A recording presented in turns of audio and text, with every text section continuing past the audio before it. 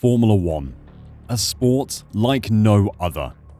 This isn't just about pushing the limits of human ability. It's about bending physics and chemistry to mankind's will. Exploration and experimentation, the twin pillars of human progress, have driven us from the first flicker of fire to the monumental moon landing. It's this unquenchable thirst for discovery and the urge to push boundaries that has carved our path through history. This quest led us to conquer oceans, delve deep into the earth, spark the Industrial Revolution, and ultimately give birth to the combustion engine. The dawn of the combustion engine brought about new possibilities. The horseless carriage, as cars were first known, was slower than walking at first. Just a toy for rich men with more money than sense. In England, from 1865 to 1896, you had to have someone walk in front of you waving a red flag to warn horse riders and people walking that you were coming. For years, they were impractical, unreliable, and far more expensive than a horse and carriage, but that wouldn't last for long. Since the very first motor cars hit the streets of Europe, there was a battle across the continent to go faster and further. Steam, hydrogen, coal, and gasoline were trialed to varying success, and famous names like Benz and Daimler appeared for the first time, unaware of just how much of an impact they would have on the future of the human race at that time.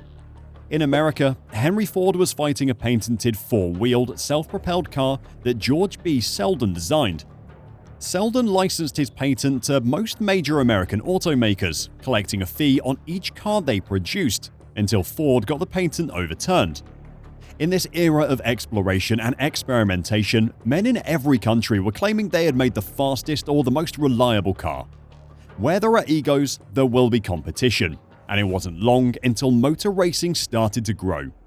The earliest recorded motor race occurred in the northwest of England at 4:30 a.m. on August 30th, 1867, between Ashton-under-Lyne and Old Trafford, Manchester, a distance of 8 miles. It was won by the car of Isaac Watt Bolton, beating a vehicle believed to be owned by a Mr. Schmidt. The details of who was involved are a little hazy, as the race broke the red flag laws mentioned earlier. On July 16, 1878, the first US motor race with a prize purse was run over a 200-mile course from Green Bay to Appleton, Oshkosh, Warpen, Watertown, Fort Atkinson, and Janesville, then turning north and ending in Madison. Only 2 vehicles actually competed, the Oshkosh and the Green Bay, named after the towns they originated from. The uptake for motor racing was slow, like the cars that were being driven. Self-driven vehicles were hated by the majority of the population for many years. Loud, noisy, dangerous, and quickly becoming too fast to be respectable, they were left to be rich boys' toys for many years. Nonetheless, after the construction of the first successful gasoline-fueled automobiles, motorsport began to thrive. On July 22, 1894, the Parisian magazine Le Petit Journal organized what is considered to be the world's first motoring competition, from Paris to Rouen. Created as a publicity stunt for the magazine, 102 competitors paid a 10 franc entrance fee. 69 cars started the 50-kilometer selection event, or qualifying as such things would come to be called, that would show which entrants would be allowed to start the main event. The race started from Portemelo and went through the Bois de Boulogne. Count Jules Albert de Dion was first into Rouen after 6 hours and 48 minutes at an average speed of 19 kilometers an hour. He finished 3 minutes and 30 seconds ahead of Albert Lemaitre in a Peugeot. The official winners were Peugeot and Panhard, as cars were judged on their speed, handling, and safety characteristics. De Dion was disqualified as his steam car needed a stoker, which was forbidden.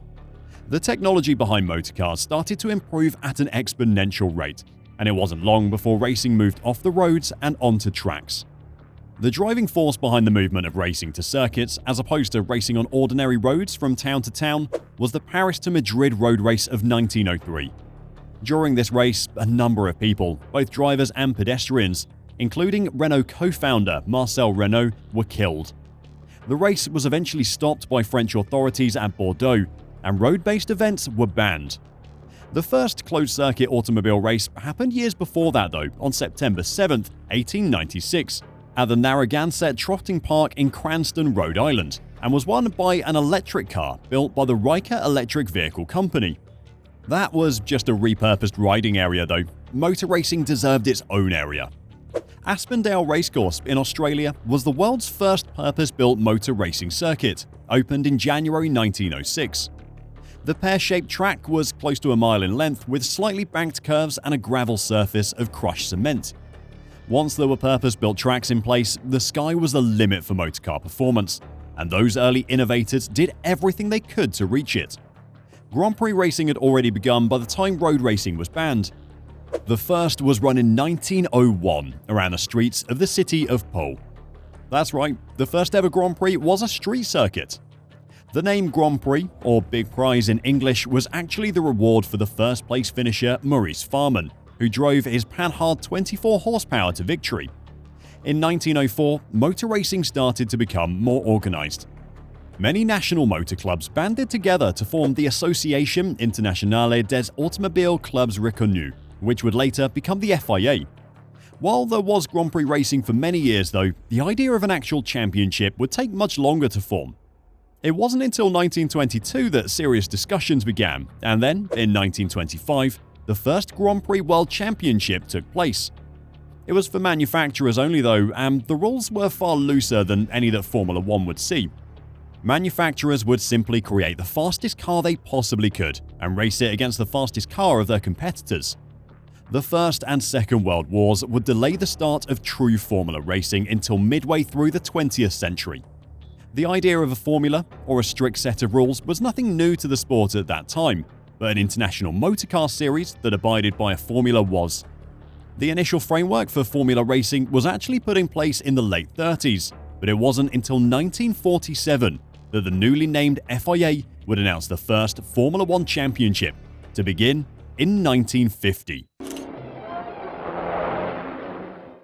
The 1950s marked the inception of what would become one of the most prestigious and thrilling motorsport championships in the world, Formula One. As the dust settled after the devastation of World War II, a new era of speed, skill, and technological innovation was dawning on the racing circuits. Sport was the world's escape from the terrors that Nazi Germany inflicted upon it. And in Formula One, the world had the most exciting sport imaginable. Those early drivers were like superheroes, putting their lives on the line every time they stepped in the car. Those early cars weren't built for driver safety. There were no halos or survival cells, there wasn't a requirement for fireproof clothing, and there weren't even seatbelts. Stepping into a Formula One car to race was like standing on the Grim Reaper's doorstep and asking him to try and catch you. Luckily for those early drivers, they had the fastest cars in the world. The inaugural season consisted of 7 races, each held on legendary circuits that would go on to shape the identity of the championship for decades to come. Silverstone, the iconic British racing circuit, hosted the first ever Formula One World Championship race on May 13, 1950. The Silverstone circuit, originally a World War II airfield, saw the thunderous roar of the engines as Alfa Romeo, Ferrari, and Maserati cars lined up on the grid. With 150,000 spectators at the track for race day, Silverstone set the tone for the series, with Giuseppe Farina claiming victory and etching his name in the history books as the first Formula One Grand Prix winner. Although he was noted for his driving style and intelligence, he had a petulant streak and disregard for his fellow competitors whilst on the racetrack, traits not dissimilar to the best Formula One drivers of the modern era as well. Like many of those early drivers, Farina wasn't a young man. He was 43 at that first Silverstone Grand Prix, but he was experienced. It was his bravery, or stupidity, that allowed him to push his Alfa Romeo to victory ahead of the likes of Juan Manuel Fangio and Alberto Ascari, 2 drivers that would be pivotal to the early years of F1. The season continued with circuits like Monaco, Spa-Francorchamps, Reims-Gouges, Bremgarten, Monza, and Pedralbes. Each track posed unique challenges, from the narrow streets of Monaco to the high-speed straights of Monza. Drivers had to master a diverse range of skills to conquer these circuits, testing not only their speed but also their precision and adaptability. That variability of circuit style became a cornerstone of Formula One. Cars couldn't just have a high top speed or turn quicker than any others, they had to be able to do both, and only in achieving the balance between those two things could you become a Formula One world champion. The 1950s saw the rise of iconic racing cars and brands that became synonymous with Formula One. Alfa Romeo, Ferrari, and Maserati were the dominant forces in the early years, each contributing to the allure of the sport. The Alfa Romeo 158 and later upgraded to the 159, both of which Farina and Fangio drove in that first season, was a formidable force on the track. Its 1.5-litre supercharged straight-8 engine produced an impressive 425 horsepower. The Italian masterpiece, also known as the Alfetta, carried Giuseppe Farina to victory in the inaugural season, securing the championship for Alfa Romeo. All told, the 158 and 159 would take 47 wins from the 57 Grand Prix it entered. Ferrari, with its iconic prancing horse emblem, entered the Formula One scene with the 375 F1. This V12-powered machine, driven by legends like Alberto Ascari and eventually Juan Manuel Fangio, showcased Ferrari's commitment to speed and performance. In their first season, a Ferrari would fail to win a race, but that wouldn't last for long. In 1951, they won their first race, and from then on, they would win in every season during the 1950s, bar the 1957 season, when Fangio moved from the Scuderia to Maserati.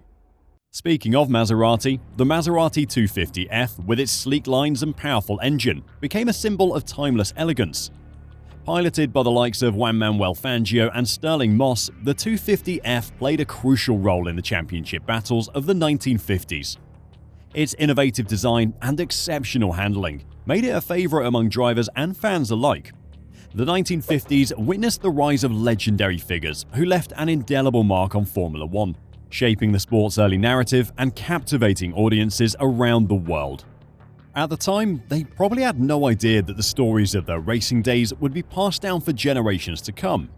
While drivers from across Europe and the Americas drove in Formula One races, those early seasons were filled with drivers from Great Britain, Italy, and Argentina. Of all the Argentines, though, the one that set the tone for exceptional South American drivers was Juan Manuel Fangio.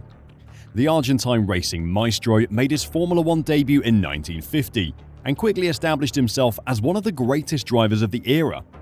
Fangio's smooth and calculated driving style, combined with an uncanny ability to read races, earned him 5 world championships in the 1950s. Winning a title behind the wheel of an Alfa Romeo, a Ferrari, a Mercedes-Benz, and a Maserati, he's still the only driver to win a world championship for more than 2 teams. It was a feat that proved just how incredible a driver he was. He holds the highest winning percentage in Formula One at 46.15%, winning 24 of the 52 Formula One races he entered. Additionally, Fangio also holds the record for the highest pole percentage at 55.77%, achieving 29 pole positions from 52 entries. It was battles with fellows like Ascari and Moss, though, that would really become the stuff of racing folklore. Stirling Moss, the British racing prodigy, emerged as a fearless challenger to the established order. It wasn't until 1955 that Moss really appeared on the F1 scene. He was the first British driver to win the British Grand Prix, held at Aintree that year. Unfortunately for Moss, he came to Formula One at the same time as Fangio was in his prime. Despite narrowly missing out on a championship, Moss's talent and daring exploits made him a fan favourite, and his reputation, especially in British motorsport, is still strong to this day. His iconic victories at circuits like Monaco and Monza solidified his status as one of the era's most celebrated drivers. Alberto Ascari was an Italian racing icon of the time and secured back-to-back championships in 1952 and 1953, driving for Scuderia Ferrari. In those first years of Formula One, Alberto was the only driver who could really hold a flame to the incredible talents of Fangio. Ascari's dominance on the track, coupled with his charismatic personality, made him a beloved figure in the world of motorsport. Tragically, Ascari's life was cut short in a testing accident in 1955, leaving a void in the racing community. This was the risk in early Formula One, though. The drivers knew that when pushing these incredible machines to the limit, they were risking their lives. The evolution of safety technology would not come to Formula One for many years. Instead, the focus of those early seasons was on the technology of the cars. The freedom of the regulations and the post-war zeal for innovation and achievement meant that the technology being used innovated at an incredible rate as well. As engineers and designers pushed the boundaries of innovation, the cars evolved from the simple and raw machines of the post-war era to more sophisticated and specialized racing vehicles. It is important to frame this innovation with the war because it is the war that led to so much of this innovation. The requirements of the armies of the world evolved rapidly during World War II. An area that was particularly relevant to Formula One was the innovation happening in aviation. As mechanized war took to the skies en masse for the first time, engines that went faster, ran more reliably, and used less fuel became vital to the survival of their pilots. These new technologies and design aims were also applied to Formula One engines, and those same engineers helped push the power of Formula One cars to completely new levels. In the early 1950s, the use of supercharged engines was prevalent. Supercharging involved forcing more air into the combustion chamber, allowing for increased power output. Alfa Romeo's dominant 158-159, for example, utilized a supercharger straight-A engine. However, as the decade progressed, there was a shift towards naturally aspirated engines. The decision to move away from supercharging was driven by a desire for improved fuel efficiency and reliability. Naturally aspirated engines, which rely on the engine's inherent ability to draw in air, became the norm. This transition played a crucial role in shaping the future of Formula One. Unlike modern Formula One, there was also a variety of engine configurations used as the rules were less prescriptive. There were straight-8s, V12s, and even the occasional inline-4 engine on the grid. Each configuration had its own set of advantages and challenges. For example, the Alfa Romeo 158-59 featured a powerful straight-A engine, while Ferrari's 375 F1 was equipped with a potent V12. The choice of engine configuration often depended on factors such as weight distribution, power delivery characteristics, and the engineering preferences of individual teams. Engineers were experimenting with different layouts to find the optimal balance between power and reliability. And it was reliability that became such a significant concern, as teams realized the importance of completing races without mechanical failures. After all, there are no points given out to the car that retires from first place with just one lap left. The grueling nature of Formula One races in the 50s, with circuits like the Nürburgring demanding exceptional durability from the engines, prompted a focus on building more robust powertrains. Technological advancements in materials, lubrication systems, and cooling mechanisms played a pivotal role in enhancing the reliability of Formula One engines. Teams invested time and resources in developing engines that could withstand the demanding conditions of competitive racing. These early innovations in Formula One engines gave it a place in the motoring world that the sport still holds today. Formula One leads the globe in engine innovation, and that was true even in the 1950s. It wasn't just the engines that saw incredible advancement, though. Aerodynamics became a focal point of car design in the 1950s, with teams experimenting with streamlined shapes to reduce drag and increase speed. The quest for improved aerodynamic efficiency led to the introduction of enclosed wheels, smoother bodywork, and distinctive tail fins on some cars. These definitely weren't wings though, which wouldn't appear on a Formula One car until the late 60s. Suspension systems underwent significant improvements in the 1950s as well, with a shift towards independent suspension systems. This allowed each wheel to move independently, improving overall handling and traction. Chassis design also evolved with the introduction of space frames and tubular structures, contributing to both rigidity and lightness. All this innovation off the track was for one simple goal: to create an incredible car to compete in, and there were some unbelievable competitors in the 1950s. As the decade unfolded, Formula One delivered a plethora of unforgettable moments that resonated with fans and solidified the sport's status as the pinnacle of motorsport. At the time, races were rarely live broadcasted, though the 1953 British Grand Prix is believed to have been the first. Instead, recorded footage was cut into highlight reels, or journalists would do write-ups in the papers for the masses to read. It was through these mediums that the world followed the first heroic stories from the Formula One world. While 1950 may have been the inaugural season of Formula One, it was the story of Fangio in 1951 that really set the world alight. His 3 wins and 2 second places gave him a 6-point lead over Albert Ascari at the end of the season. His Alfetta 159 dominated the rest of the field, with an engine producing around 420 brake horsepower, an impressive figure for the time. This was at the price of a fuel consumption of 125 to 175 litres per 100 kilometres, or 1.88 miles per gallon to 1.34 miles per gallon.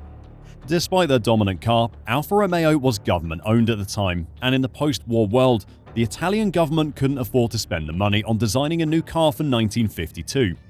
So Fangio and Alfa Romeo left Formula One, leaving a void that Ferrari happily filled with Alberto Ascari behind the wheel.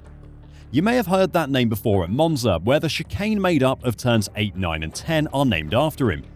Excluding the Indy 500, which was a part of the Formula One World Championship but completely ignored by the competing teams, those early seasons were entirely based in Europe until 1953.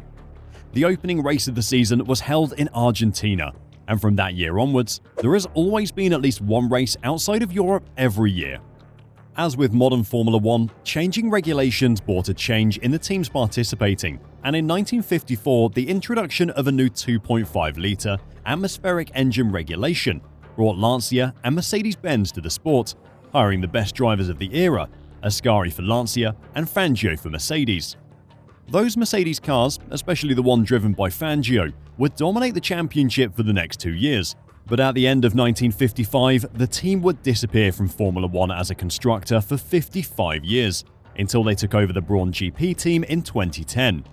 They made the decision to withdraw after a crash involving one of their cars at Le Mans that year killed 83 people. After that incident, 4 of the remaining Grand Prix were cancelled as motorsport looked for ways to ensure that such a tragedy would never happen again.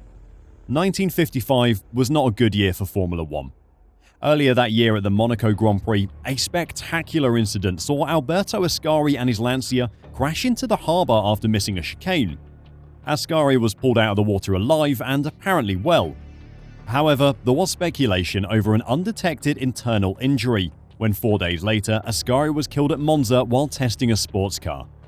After Ascari's death, Lancia followed Mercedes out of the category, passing their engines, cars, information and technology to Ferrari.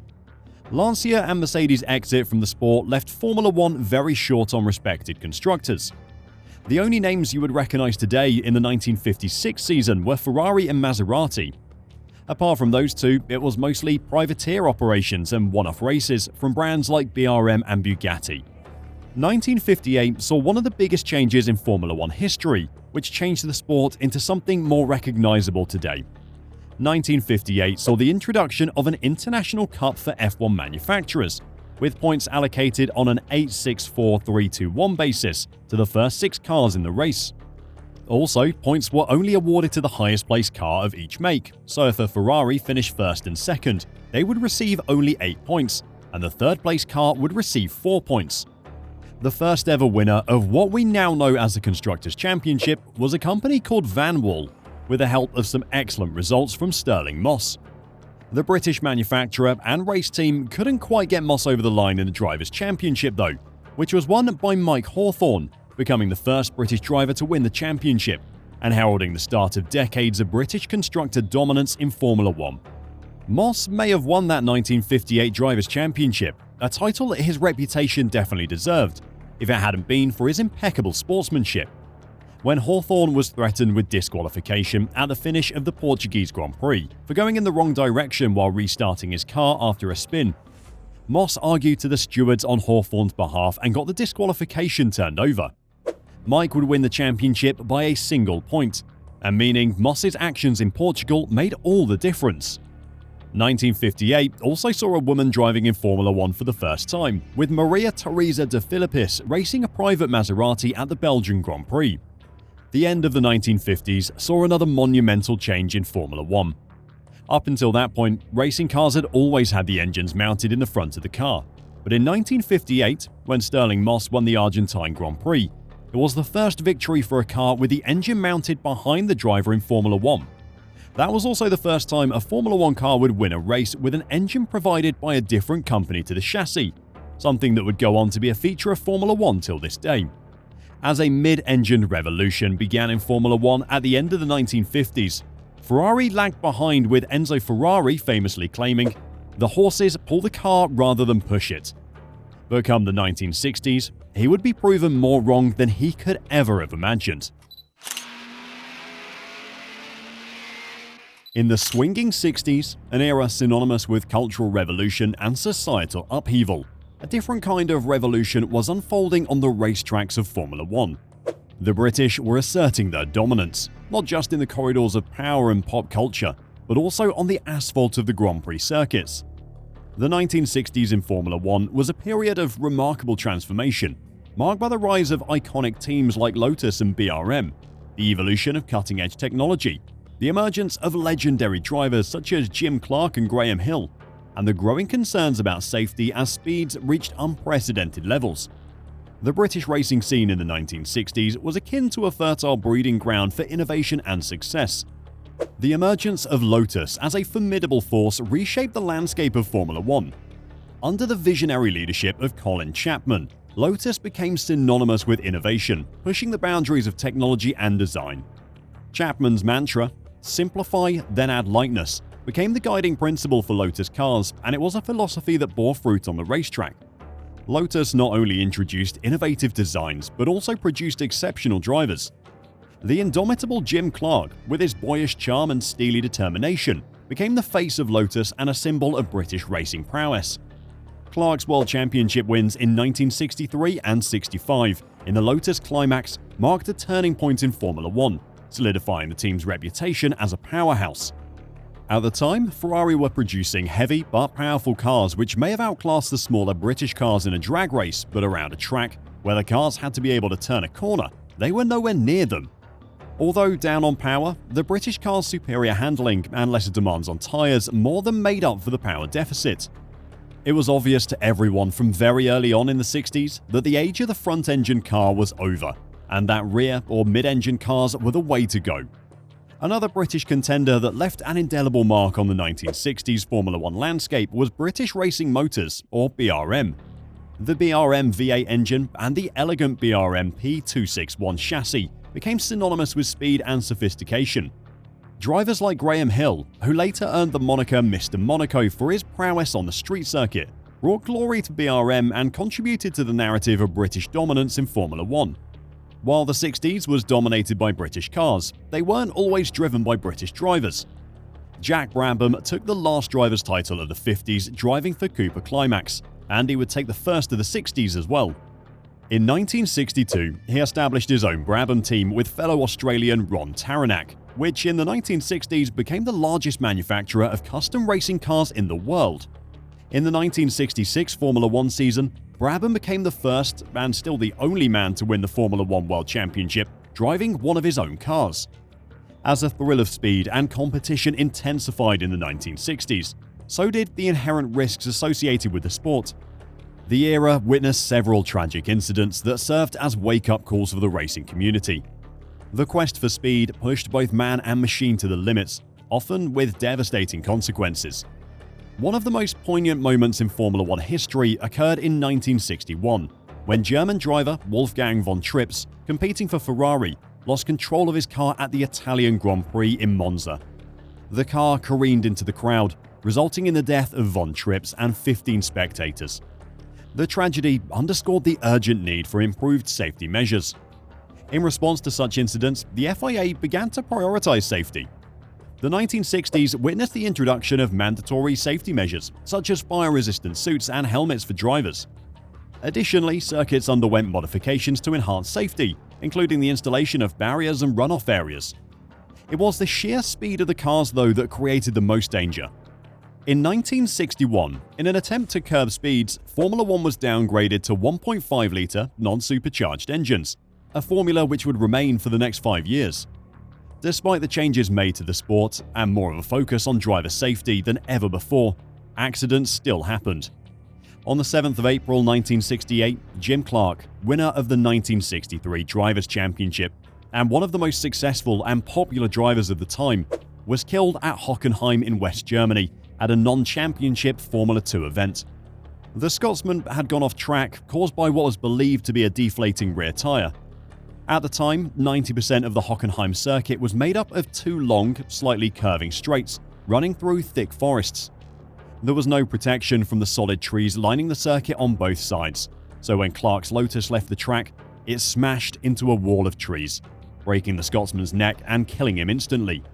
the car was totally destroyed. While safety did improve throughout the 60s, there was a bigger, more noticeable revolution happening. If Formula One technology had leapt forward in the 50s, then it flew in the 60s. One of the key drivers of change was the exploration of aerodynamics in ways that racing teams had never before considered. Teams began to realize the critical role aerodynamics played in achieving higher speeds and better handling. The introduction of wings and spoilers marked a departure from traditional design, with engineers experimenting to find the optimal balance between downforce and drag. It was, of course, a British team that would fit the first wing, when Colin Chapman introduced modest front wings and a spoiler on Graham Hill's Lotus 49B at the 1968 Monaco Grand Prix. Brabham and Ferrari did not want to be left behind though, and went one better at the 1968 Belgian Grand Prix, with full-width wings mounted on struts high above the driver. Lotus replied with a full-width wing directly connected to the rear suspension that required a redesign of suspension wishbones and transmission shafts. By the end of the season, most teams were using sophisticated wings. The speed at which teams innovated and the lack of digital modeling meant that a lot of this innovation was trial and error, and it led to some very peculiar-looking cars. These distinctive wings would become a hallmark of Formula One cars for the rest of the sport's history, and added to the impression that these cars were beyond what you could buy. Just like the 50s, the 60s had its fair share of drivers that would go on to become legends of Formula One. One of those was the Scotsman Jim Clark. Jim Clark's journey into the world of motorsport began on the unpaved roads of his family's farm, where he developed an innate understanding of vehicle dynamics at an early age.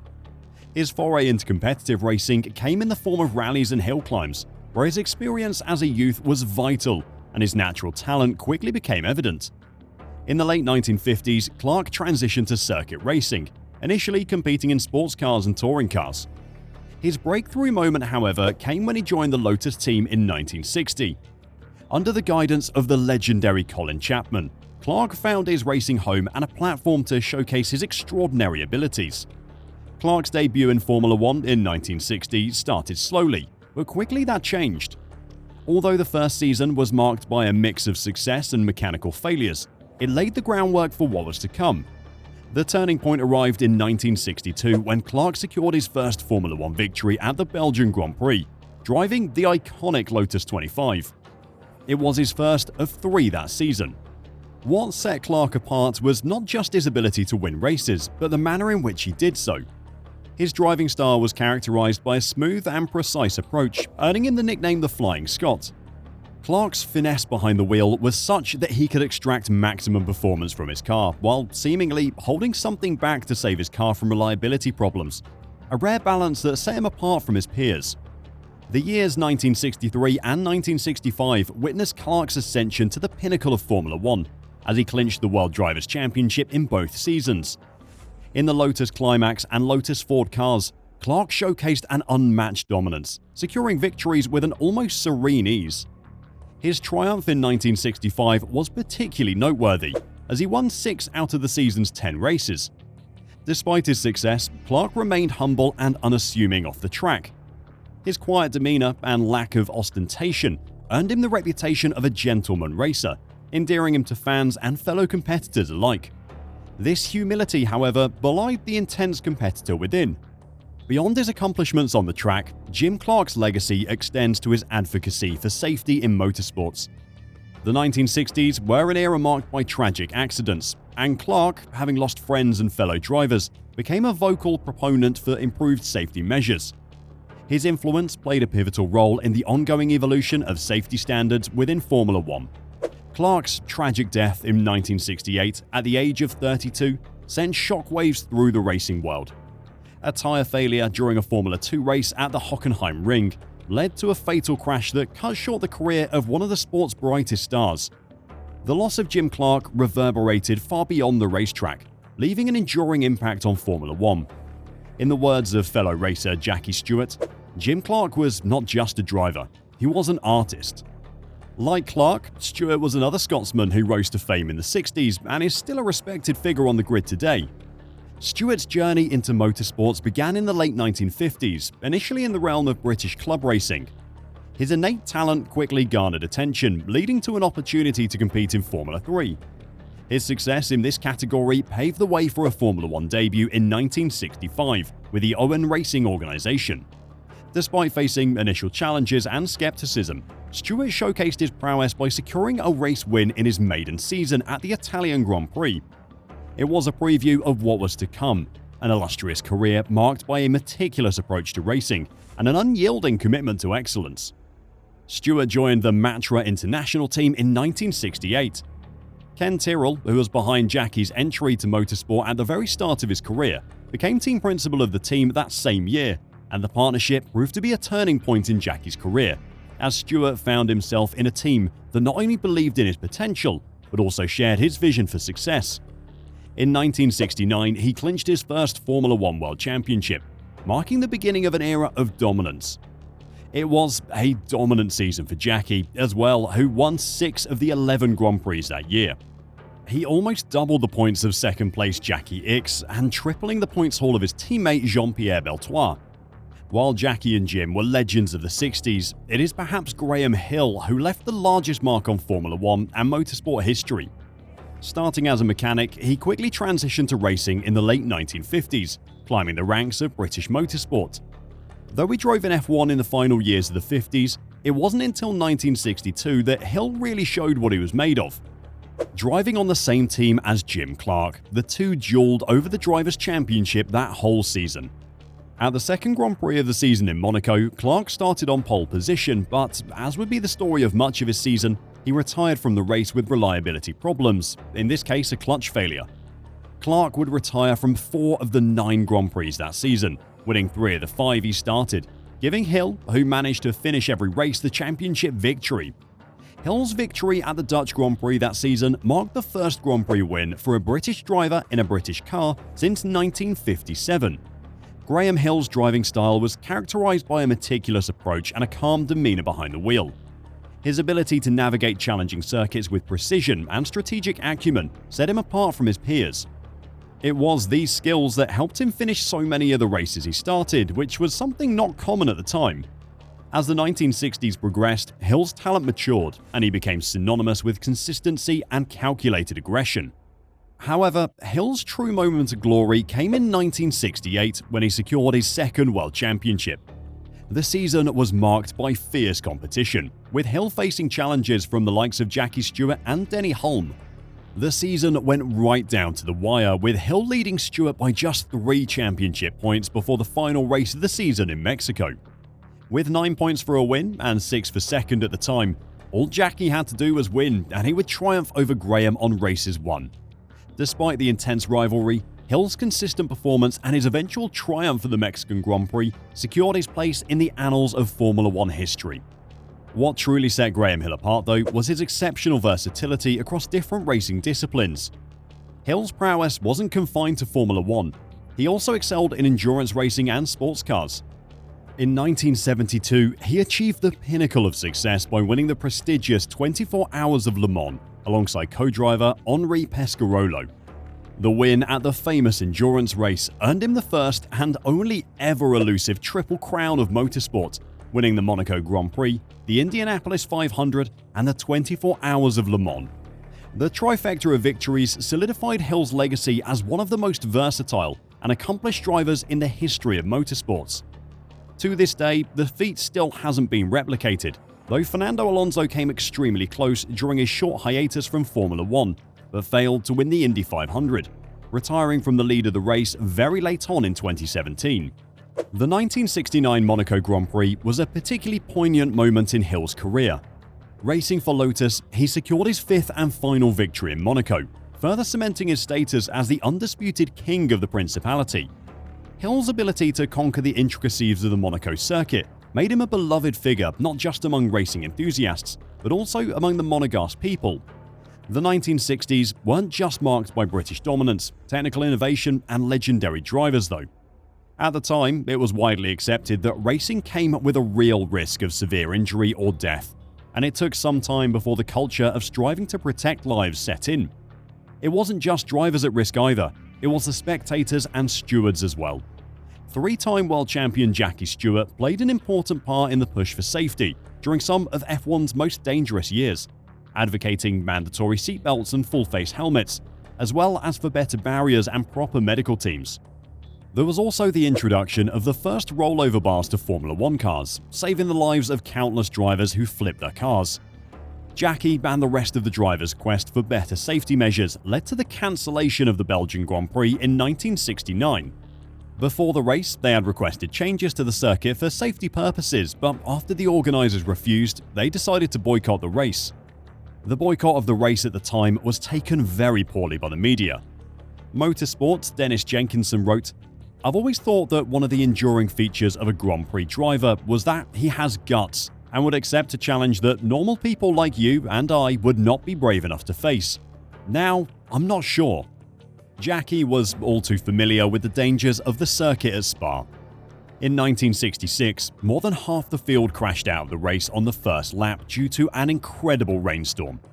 Jackie Stewart's BRM P261 crashed into a telephone pole and then landed in a ditch at the Master Kink, leading to him being stuck upside down in his BRM halfway up to his waist in fuel for 25 minutes. Graham Hill and Bob Bondurant, both of whom had gone off near Stewart, eventually managed to rescue him with a spectator's toolkit.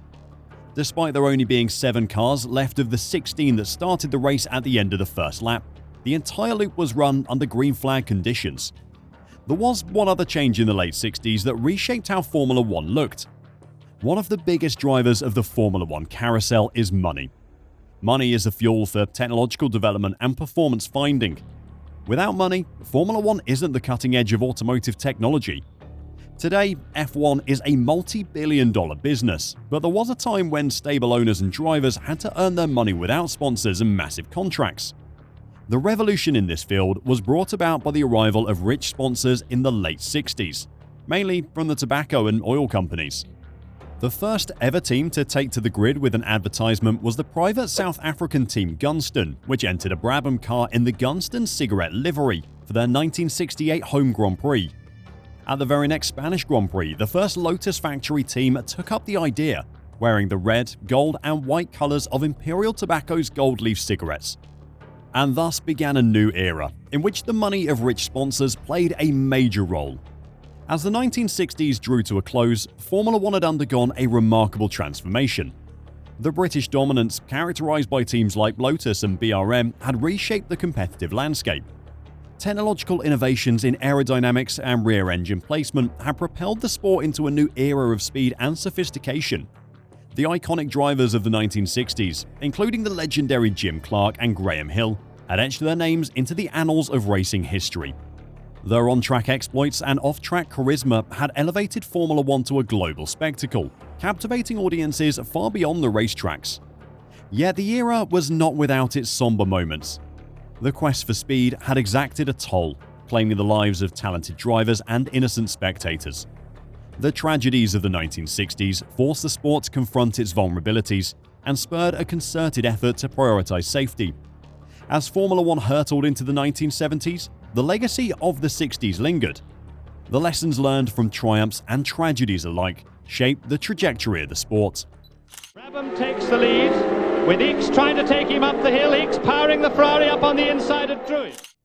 The 1970s marked a transformative and dynamic era in the world of Formula 1, a period characterized by technological innovation, fierce competition, iconic drivers, and profound changes in the sport's landscape. Known as the Formula 1 Golden Age, the 1970s were fiercely competitive, with legendary drivers such as Emerson Fittipaldi, Jackie Stewart, James Hunt, and Niki Lauda writing themselves into the sporting history books. 1979 witnessed the first and only Formula 1 champion from the African continent when Jody Scheckter drove his Ferrari 312 to victory. As with the previous decades, it wasn't just on track that Formula 1 evolved. The relentless march in pursuit of performance continued in the factories of Europe as money flooded the sport like never before. This was the era of the Playboy Formula 1 driver. Salaries grew exponentially as teams and drivers gorged themselves on sponsorship deals, and with the risk of death being as great as ever, Formula 1 drivers lived life like rock stars. The incredible increase in money in Formula 1 happened for a few different reasons, and it would go on to define the entire decade for the sport. In the early 1970s, the world of Formula One underwent a seismic shift as commercialization took the sport by storm.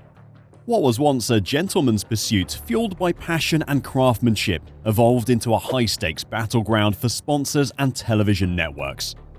The smell of burning rubber and the roar of engines echoed not just on the racetracks, but across living rooms globally. Formula One had long been synonymous with speed and glamour, but the 1970s saw a new player take center stage: sponsorship. As the cost of developing cutting-edge technology soared, teams sought financial backing from corporations eager to showcase their brands on the world stage. The once pristine racing cars were now adorned with logos, turning the sleek vehicles into rolling billboards. While Gunston had started this in 1968 with their cigarette sponsorship, it was in the 1970s that sponsorship really blew up. One of the trailblazers in this new era was Lotus, whose striking black and gold livery became an iconic symbol of the changing times. John Player Special, a cigarette brand, became synonymous with the team, and their sponsorship marked the beginning of a trend that would shape the sport for decades to come. That John Player Special livery is still seen as one of the most iconic and good-looking cars in F1 history. As the sport became globalized with the growing popularity of television, something we'll come back to, brands saw the chance to use sport for marketing. Motorsport sponsorship coincided with a growing need for corporate awareness. Companies wanted to be known by as many people as possible. The more people that knew that Gunston or John Player Special existed, the more people that might buy their products or remember to buy more. Formula One sponsorship became a very powerful tool for this. F1, with a passionate and vast following, is the perfect canvas on which to post one's logo and name, and to paint in one's brand colors. F1 cars were easy real estate. They were covered in surfaces perfect for presenting a logo to anyone who saw an image or a live picture of the car. There were issues though. The low quality of television cameras at the time and the speed of the cars meant that the clarity of a brand image or name wasn't always perfect, but that speed was also an advantage. Speed and danger were perceived as masculine, courageous, fascinating and rebellious. F1 was cool, and cigarette companies wanted to be associated with that. Formula One became the global billboard of the cigarette industry in the 70s and for decades after that. From the mid-1970s onwards, the brands of Goodyear, Agyip, Magneti Marelli and Champion began to appear with increasing frequency on the liveries of F1 cars, promoting for the first time the technological side of the racing system. Because, sure, racing was manly, glamorous and synonymous with courage, but it was also a center for cutting-edge technology and mechanics. Being part of that world meant being able to promote one's product as something excellent and cutting-edge, which was transferred from the racetrack to the everyday street. This explosion in sponsorship would never have happened if it wasn't for Formula One's growing global reach. Television coverage was transforming the way fans experienced Formula One. As the sport reached new heights of popularity, broadcasters recognized its potential as a ratings juggernaut. The sight of sleek cars navigating challenging circuits at breakneck speeds captivated audiences, and networks clamored to secure broadcasting rights. The marriage between Formula One and television brought the sport into the living rooms of millions, creating a global fan base. Legendary commentators like Murray Walker lent their voices to the drama unfolding on the track, turning races into must-watch events. The sport's commercialization not only filled team coffers but also elevated Formula One from a niche interest to a worldwide phenomenon. Those new fans were treated to some of the most dramatic and entertaining racing that Formula One has ever seen, though it started in the worst possible way. Jochen Rindt's death in 1970 remains one of the darkest moments in the history of Formula One. The fatal accident occurred during the second practice session for the Italian Grand Prix at Monza. Rindt was driving the Lotus 72, a car that had proven to be competitive throughout the season. Aerodynamic downforce was not yet properly understood, and the car was, according to his teammate John Miles, rather unstable and difficult to drive. Ultimately though, it was a brake system failure that caused Rindt to spin off, going into the parabolica, and crash into a poorly installed Armco barrier. The car went under the barrier and rotated a few times in the sand trap. The impact of the crash caused a failure in Rindt's seatbelt, and despite the safety measures in place, he suffered fatal injuries. He wasn't wearing the crotch strap of his seatbelt, and the straps were loose, which made the failure more likely to happen. The lack of a full-face helmet at the time also contributed to the severity of his injuries. As a result, he slipped down in the car and the belt buckle caused fatal throat injuries. Before that, Jochen Rindt had had an outstanding season, winning 5 of the 9 races leading up to the Italian Grand Prix. His performance had earned him a significant lead in the championship standings, and following his death, he became the first and only driver in Formula 1 history to posthumously win the World Championship. Rindt's points lead was insurmountable, and no other driver could catch up by the end of the season. Rindt's tragic death had a profound impact on Formula 1 and led to a renewed emphasis on safety. The incident prompted changes in safety regulations, including improvements in helmet design and construction, as well as a re-evaluation of seatbelt systems. These changes aim to prevent similar accidents and enhance the overall safety of drivers in the sport. Jochen Rindt is remembered not only for his talent as a driver, but also for the circumstances surrounding his championship win. His legacy lives on in Formula 1, serving as a poignant reminder of the importance of continually advancing safety measures to protect the lives of drivers. Jochen Rindt's untimely death marked a turning point in the sport, prompting a commitment to ongoing safety improvements that continue to be a priority in Formula 1 and motorsports as a whole. Sadly, the 1970s bore witness to more fatal accidents than just Rindt's. The dangers inherent in the sport were tragically illustrated by incidents like the crashes of Roger Williamson at the 1973 Dutch Grand Prix. It was only Roger's second race in Formula 1, and on his 8th lap, a suspected tyre failure at the high-speed S's near the East Tunnel caused his car to flip upside down and catch fire. Williamson had not been seriously injured by the impact, but was trapped under the car, which was swiftly engulfed in flames. The track marshals were both poorly trained and badly equipped and did not assist him. Another driver, David Purley, upon witnessing the crash of his friend, abandoned his own race and pulled over in a desperate and valiant attempt to rescue Williamson. He ran across the still active track to Williamson's car and tried to turn it upright, before grabbing a fire extinguisher from a marshal and returning to the engulfed car. He emptied it on the car and signaled for others to help. Purley's efforts to turn the car upright and extinguish the flames were in vain, and the marshals were unable to handle the vehicle without flame-retardant overalls. Purley later stated he could hear Williamson's screams from underneath the car, but by the time the first fire engine arrived and the fire was extinguished, Williamson had died of asphyxiation.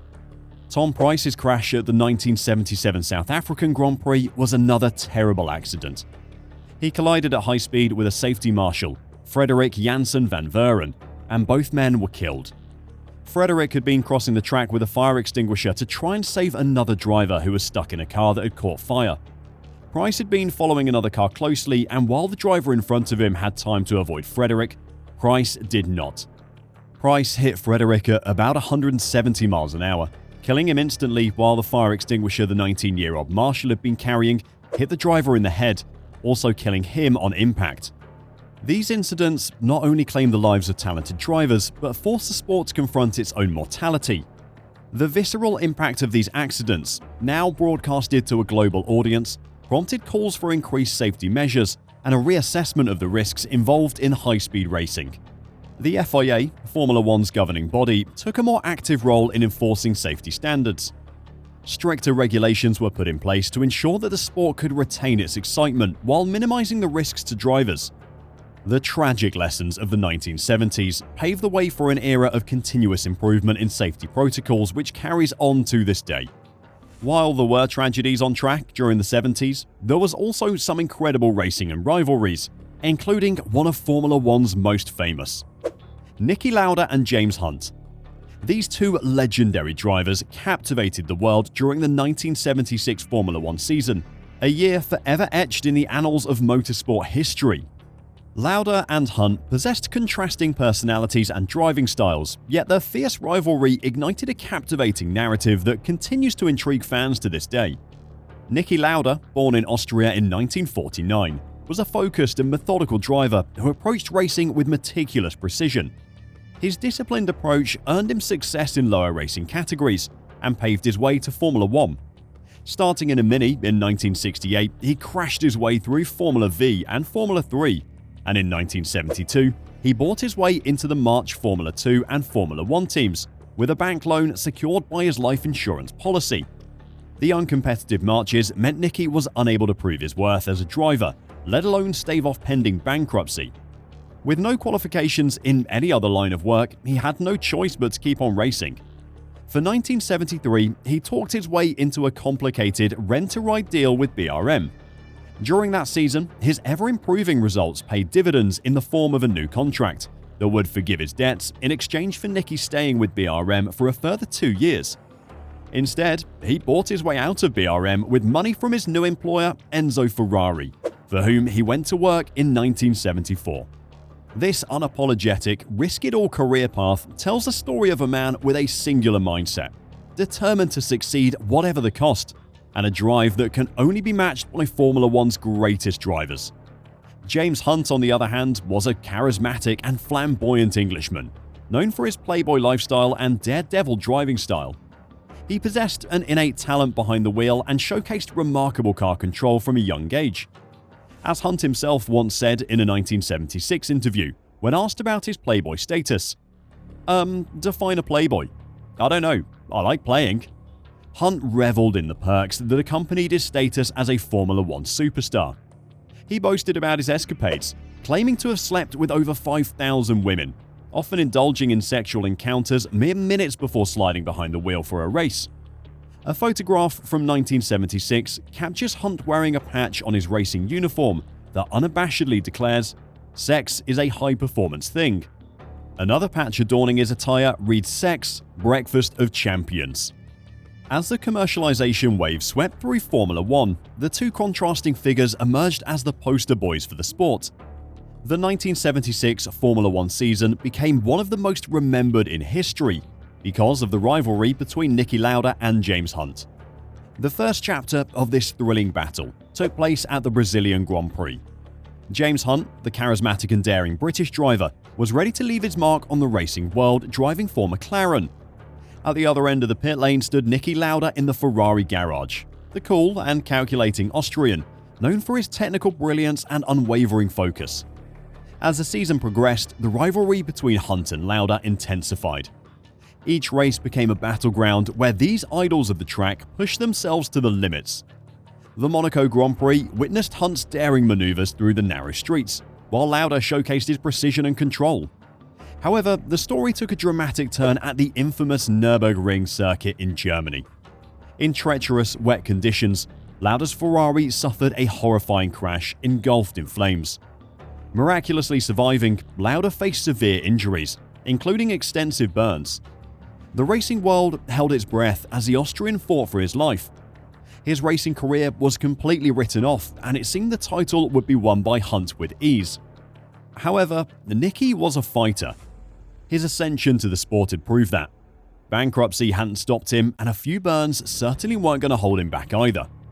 As Lauda battled to recover, Hunt faced a moral dilemma. Would he press on with the competition, taking advantage of his rival's misfortune, or would he wait for Lauda to return to the track? The answer would reveal the true character of these racing gladiators. Against all odds, Niki Lauda defied medical expectations and made a miraculous return to racing just 6 weeks later at the Italian Grand Prix. In the meantime, Hunt had won in Germany, secured fourth in Austria, and won again in the Netherlands. To be a Formula 1 champion, you have to be ruthless, and James was proving that. The sight of Niki, scarred but unbroken, was a testament to his indomitable spirit. Lauda would initially struggle after returning from the crash, finishing fourth in Italy and failing to score points in Canada, before stepping onto the podium again at Watkins Glen with a third-placed finish.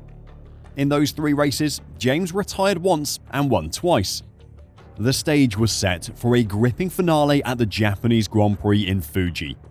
The championship was to be decided in Japan at the Fast Fuji Speedway near Tokyo, and Lauda was leading Hunt by 3 points.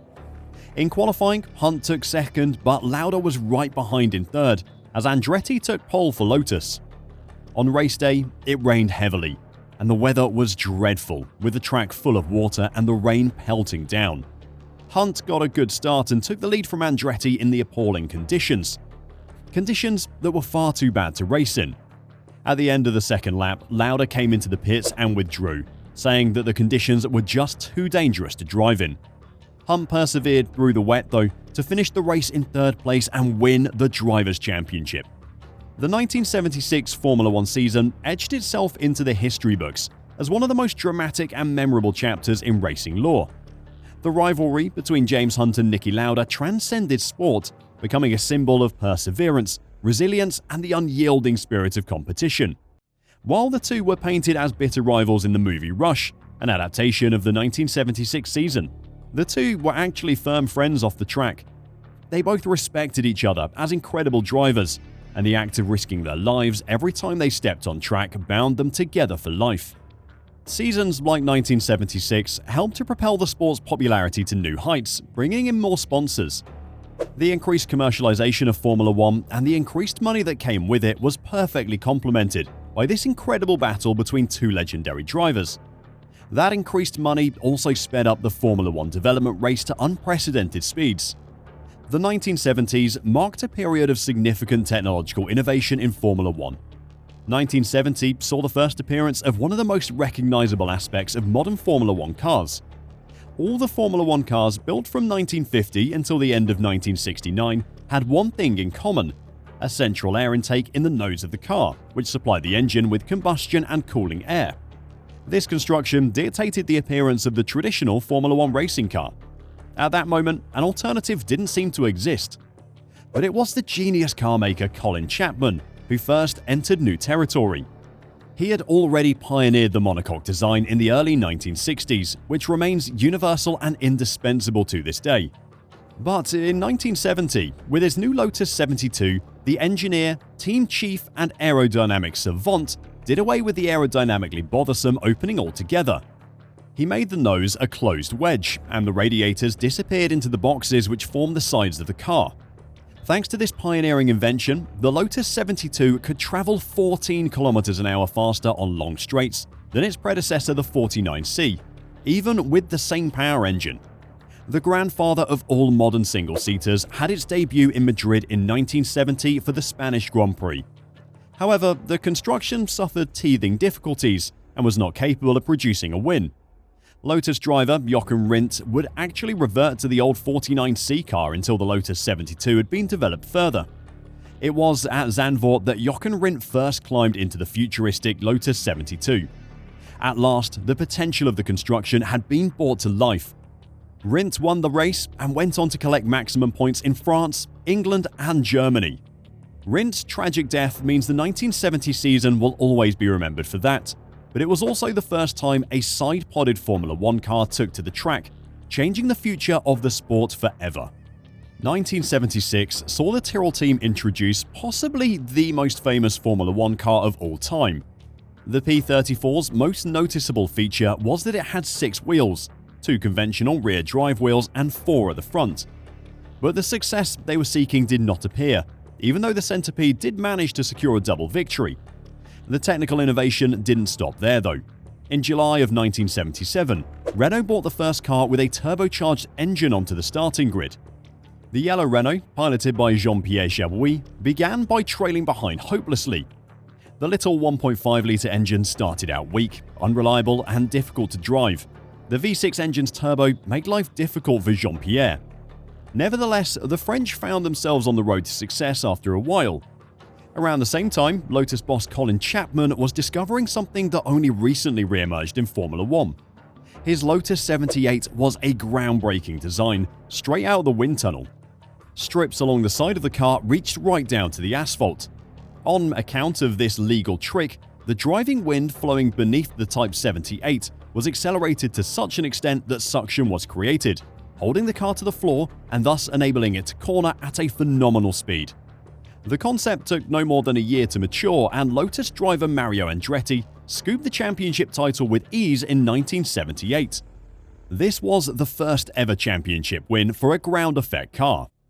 It would only take 4 more years before the development of this technology meant the speed that cars could corner became far too dangerous, and the FIA stepped in and banned them. One of the stranger adaptations of the era was the Brabham BT46. At the start of the 1978 season, the South African designer Gordon Murray fielded a car which for aerodynamic reasons, had no radiator opening whatsoever. Heat exchanger tiles were stuck to the outside of the racing car in order to keep the oil and water temperature within moderate limits. However, the system only functioned in theory, and the BT46's engine was already boiling over during test runs prior to the first World Championship race. Much to the distress of the aerodynamics engineers, holes promptly had to be cut into the cladding. As the 1970s drew to a close, Formula One stood at a crossroads. The decade had witnessed the transformation of the sport from a niche interest to a global phenomenon, driven by the forces of commercialization and television coverage. The intense rivalry between Niki Lauda and James Hunt had captured the imagination of fans, elevating the sport to new heights of drama and spectacle. Technological advancements, particularly the introduction of side pods and ground effect floors, had redefined the limits of speed and precision in Formula One. However, this pursuit of performance came at a cost, with tragic accidents underscoring the inherent dangers of high-speed racing. The legacy of the 1970s resonated through the subsequent decades of Formula One. The safety improvements spurred by the tragic events of the era laid the foundation for a sport that could balance the thrill of speed with a commitment to protecting its participants. The commercialization of Formula One continued unabated, with sponsorships and television coverage becoming integral to the sport's identity. In retrospect, the 1970s were a crucible for Formula One, forging its identity through triumphs, rivalries, technological innovations, and tragic losses. As the sport hurtled into the 1980s, it carried with it the lessons of the past, poised to navigate the ever-evolving landscape of motorsport. And you are seeing on lap 26 a complete change of fortune. The 80s started very much where the 70s had left off. The 1980s in Formula One marked a transformative period known as the Turbo Era, characterized by the widespread adoption of turbocharged engines. Teams and manufacturers sought to harness the additional power provided by turbocharging technology, leading to a significant increase in horsepower and a shift in the dynamics of the sport. The challenges of turbocharged engines were evident in the initial stages of this era. While the power gains were substantial, they came with inherent issues, notably turbo lag and increased stress on engine components. Turbo lag, the delay in power delivery when the driver pressed the throttle, required innovative engineering solutions to minimize its impact. Additionally, the pursuit of higher power outputs led to reliability concerns, with engines prone to failures and technical issues during races. A total of 20 racing teams took part in the competition for World Championship points. With this increase in popularity, the FOCA, or Formula One Constructors Association, led by Brabham boss Bernie Ecclestone, demanded more starting money. Promoters had to give the FOCA $540,000 in order to hold one World Championship race, a model for Formula One that Bernie would use again when he eventually ran the sport. This sum of money was divided up according to the success of each team. The owners of the teams were in dire need of this financial lift because the general technological race had taken off in earnest. In 1980, lap times were reduced by an average of 3 seconds from the previous year, a result in particular of increased cornering speeds enabled by improving ground effect technology. Increased cornering speeds meant more G-force, and this rapid development was a cause of alarm for the drivers. Suddenly, it had become an effort to brace their head against the enormous centrifugal force, and it required more and more strength and concentration to keep their feet on the pedals while cornering. Before the first World Championship race of 1981, the movable spoilers along the bottom of the sides of the vehicles were banned for reasons of safety. Rigid side spoilers with 60mm clearance were introduced in order to reduce the ground effect and with it the cornering speed. Lotus boss and all-round F1 genius Colin Chapman tried to get around this ban in an ingenious manner. He built the Type 88 with a double chassis. When cornering, the vehicle's soft-sprung primary chassis with rigid side spoilers sealed the gap between the secondary chassis and the asphalt. The project consumed a large proportion of the budget but failed to bring the desired success. Officials spotted the trick and banned the Lotus 88 before it could even enter the competition. There was one other invention in 1981 which was absolutely legal and which was a sign of things to come. McLaren and Lotus became the first to build their monocoque out of carbon fiber instead of the conventional aluminium. The benefits in terms of weight savings were the main driving factors behind this change, with improved safety being a secondary bonus to the teams at the time. It was the turbocharged engines of the 80s that really defined the technical progress of the decade though. In 1982, Ferrari had a very competitive turbocharged engine, but the title would be won by Finnish driver Keke Rosberg, driving a Ford Cosworth induction engine-powered Williams. It would be the last induction engine to win a championship till the end of the decade, and Rosberg went down in Formula One history by winning only a single race in the year in which he won the title. The turbo drivers finally assumed control as of 1983. The horsepower ratings of their 1.5-litre engines became immeasurably high. By 1986, the engines had far exceeded the 1,000 horsepower mark. Some engine manufacturers were no longer able to quote exact power output ratings because the scales of the instruments on their test beds were insufficient. The BMW 4-cylinder unit, which powered Nelson Piquet to victory in 1983, produced 1,250 horsepower with certainty, and optimists even spoke of 1,300 and 1,400 horsepower. Thanks to this mighty little engine, Gerhard Berger achieved a top speed of 351.2 km an hour, or 218.1 miles per hour in his Benetton BMW, when qualifying for the Italian Grand Prix in Monza. With these incredible engines powering the sport to new speeds, drivers had to be braver and more skilled than ever before, allowing some of the most legendary drivers in the sport's history to flourish. While Ferrari were able to take some wins in the 80s, the decade was really dominated by those driving for McLaren and Williams. Under the leadership of Ron Dennis, McLaren became one of the dominant forces in the sport, achieving success through technical innovation, strong partnerships, and a roster of talented drivers. In the early 1980s, McLaren entered into a partnership with the renowned German sports car manufacturer Porsche. This collaboration marked a crucial period for McLaren as they sought to harness the power of turbocharged engines. The McLaren Tag Porsche MP42, introduced in 1984, featured a powerful Tag-branded Porsche engine. With their new engine, McLaren had a car that was more than capable of winning races, and they had two drivers who were keen to prove it as well. Niki Lauda, the Austrian who had become a three-time Formula One world champion, played a pivotal role in McLaren's success during this era. Lauda returned to Formula One in 1982 after a brief retirement and joined McLaren. He showcased his resilience and skill by securing the Drivers' Championship in 1984, adding to his previous titles with Ferrari.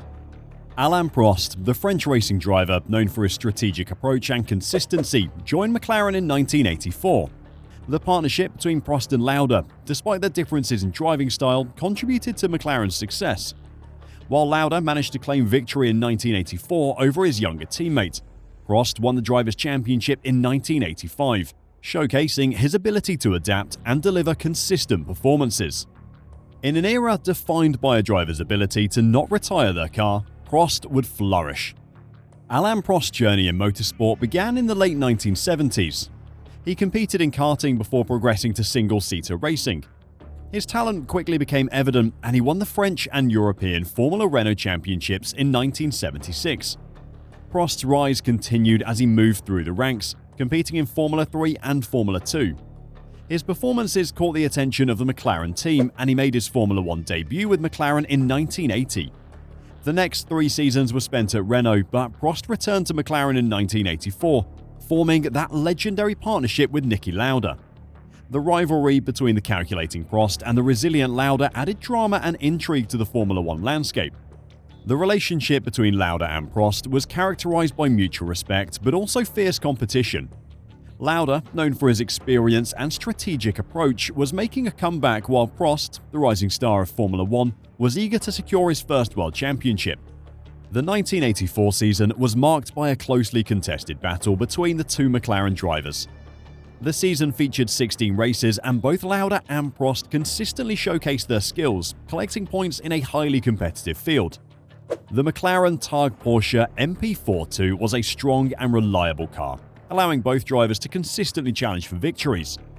The team's dominance was evident as they won 12 out of the 16 races in the season.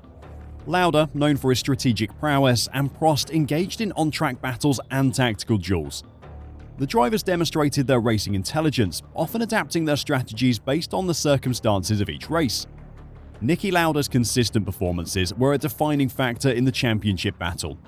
Whilst Prost secured more race victories, Lauda's ability to consistently finish on the podium and collect points kept him in contention. The championship battle came down to the final race of the season at the Portuguese Grand Prix in Estoril. Going into the race, Lauda led Prost by 3.5 points. Prost qualified second alongside Nelson Piquet, driving a BMW-powered Brabham, who collected his 9th pole of the season, while Lauda was 11th on the grid. Despite Lauda's lead, he had a lot of work to do to retain his championship title. Lauda climbed up to third after passing Ayrton Senna, who had qualified third in a Toleman. Piquet had fallen away, so Prost was leading with Nigel Mansell second in his last race for Lotus before moving to Williams. Mansell retired due to persistent brake problems and Lauda moved up to second, ensuring his third World Championship. Prost won McLaren's 7th consecutive victory and 12th of 16 races, whilst Lauda finished second, a mere half point in front of Prost in the championship, a record margin that has not been matched since. The podium was completed by Ayrton Senna, who had become a significant figure for McLaren toward the end of the decade. In 1985, Prost got the better of Lauda, whose car seemed almost incapable of finishing a race that season. Prost clinched his first Drivers' Championship with McLaren, solidifying his status as one of the sport's top drivers. Prost would win the Drivers' Championship the following year as well, but the Constructors' title in 1986 would go to Williams, who were a constant challenger to McLaren throughout the decade. Alain Prost became the first driver to successfully defend his World Championship since Jack Brabham, all the way back in 1960 when he won the title in 1986, following a season that climaxed in a classic three-way title fight at the final round in Adelaide. Prost appeared to have little chance against the powerful Williams Hondas of Nigel Mansell and the pre-season favourite Nelson Piquet. With just 18 laps remaining of the season and the title in his grasp, Mansell suffered a spectacular 180-mile-per-hour puncture that ended his hopes. Piquet was then forced to change tyres as a precaution, handing the race and title to a surprised but ecstatic Prost. Williams' year had begun badly when team founder Frank Williams was paralysed in a road accident, but Mansell was a revelation once the season started. He drove with a newly found maturity and speed, winning 4 times and overshadowing his more illustrious new teammate. However, as the Williams teammates fought a tense battle for supremacy, Prost also won 4 races and finished in the points on all but 3 occasions. Although his McLaren was, at times, no match for the Williams, he was a lapped third at Brands Hatch. Prost's consistency won out over the full season. In the same way that Lauda had beaten him to the title in 1984, Prost managed to keep up with his competitors by simply finishing more races than them. The Williams team would get their own back the following season though, as their superior car couldn't be matched by either Alain Prost or the ever-improving Ayrton Senna. For the second year in a row, Nigel Mansell failed to win the World Championship in dramatic fashion. Mansell's speed was never in question. He recorded more wins, with 6, and more pole positions, with 8, than any of his rivals. But his Williams Honda teammate Nelson Piquet finished in the points more often.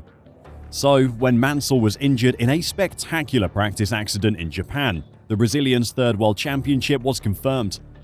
The year began badly for Piquet when a huge practice accident at Tamburello prevented him from starting at Imola.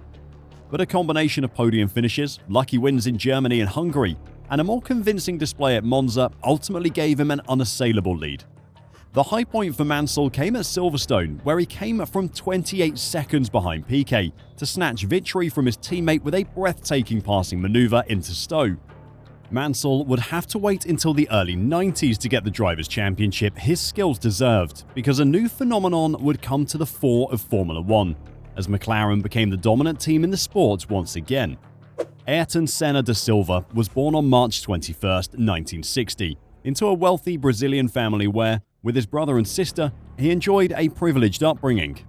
He never needed to race for money, but his deep need for racing began with an infatuation with a miniature go-kart his father gave him when he was 4 years old.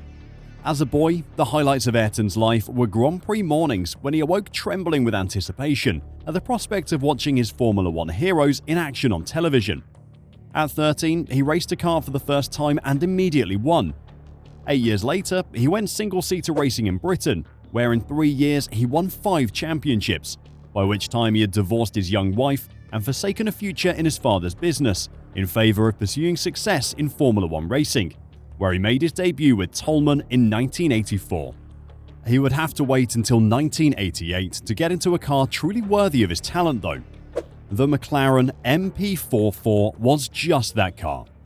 It was the best Formula One car in the history of the sport, right up until 2023 when the RB19 gave it its first competition for that claim. With 2 of the sport's greatest ever drivers in Senna and Prost, it's no surprise that the MP44 would win 15 of the 16 Grand Prix in 1988. The McLarens only lost at Monza after Senna crashed with Williams' Jean-Louis Schlesser while lapping him 2 laps from the flag. The Brazilian's misfortune handed victory to the turbocharged Ferraris of Gerhard Berger and Michele Alboreto in the first Italian Grand Prix since the death of Enzo Ferrari in August. However, that was small consolation for the pre-season favourites, who had been so comprehensively beaten by McLaren all year long. Senna's move to McLaren in 1988 marked the beginning of a new era. The combination of McLaren's technical prowess and Honda's dominant engines laid the foundation for a season that would be etched into the history books. From the very start, it was clear that McLaren Honda was in a league of its own. Senna's aggressive yet calculated driving style, coupled with the raw power of the McLaren MP44, led to an unprecedented display of dominance. The car was a masterpiece of engineering, and Senna exploited its potential to the fullest. He was battled to the absolute end though by his teammate Alain Prost. Their on-track duels became the stuff of legend, pushing each other to the limits of skill and strategy. The competition between the two was fierce, adding drama and excitement to every race. As the season progressed, Senna's dominance became increasingly evident. He won 8 out of the 16 races that year, securing pole positions and setting fastest laps. Prost, despite his exceptional skills, found himself playing catch-up as Senna's lead in the championship widened. With 4 races of the season left, it looked like Senna was losing his grip on the title though. Prost won in Portugal and Spain, while Senna failed to even make it to the podium. With 2 races left, the Formula One paddock flew to Japan and Suzuka for what would be a decisive race. In a race remembered for its wet conditions and Senna's sheer mastery in the rain, he secured victory and with it the 1988 Drivers' Championship.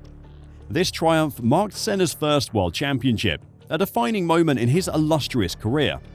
Prost was not a man easily beaten though, and the following year, 1989, saw one of Formula One's most controversial title battles ever play out. The 1989 season was the start of a new era in F1. Turbocharged engines were banned, with only 3.5-litre Atmo engines allowed now. When looking back on the season, its 16 races can be neatly divided into 4 quarters. Curiously enough, each of those quarters is notable for a different reason.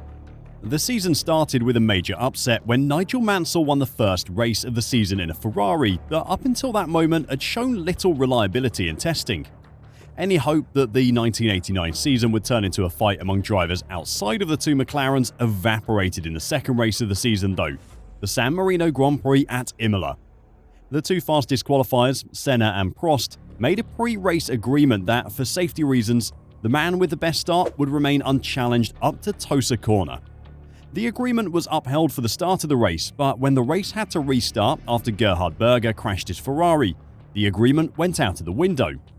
Prost, though, assumed that the agreement was still valid, but when he made the better start, he was instantly passed by Senna, much to the Frenchman's dismay. Senna went on to win the event, but Prost made it more than clear that in his view, Senna had gone too far by not respecting their agreement at the restart. From that point on, the relationship between the two of them deteriorated at a shocking speed. Senna would win the following 2 races in Monaco and Mexico, and looked to be the absolute favourite for the championship.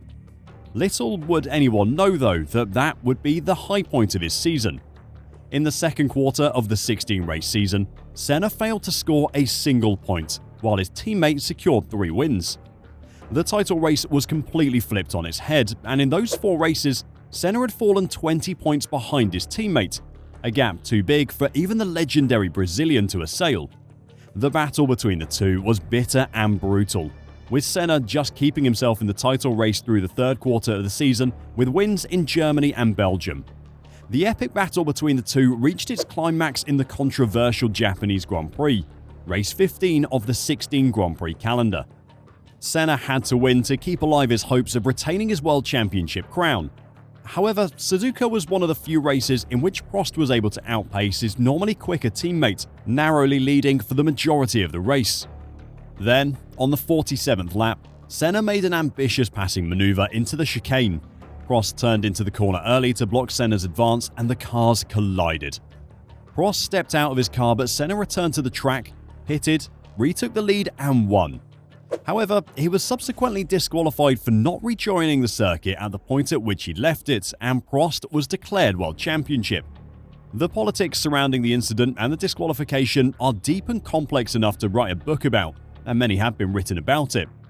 The relationship between Senna and Prost was in tatters. There was no way they could drive on the same team ever again, and Alain would move to Ferrari.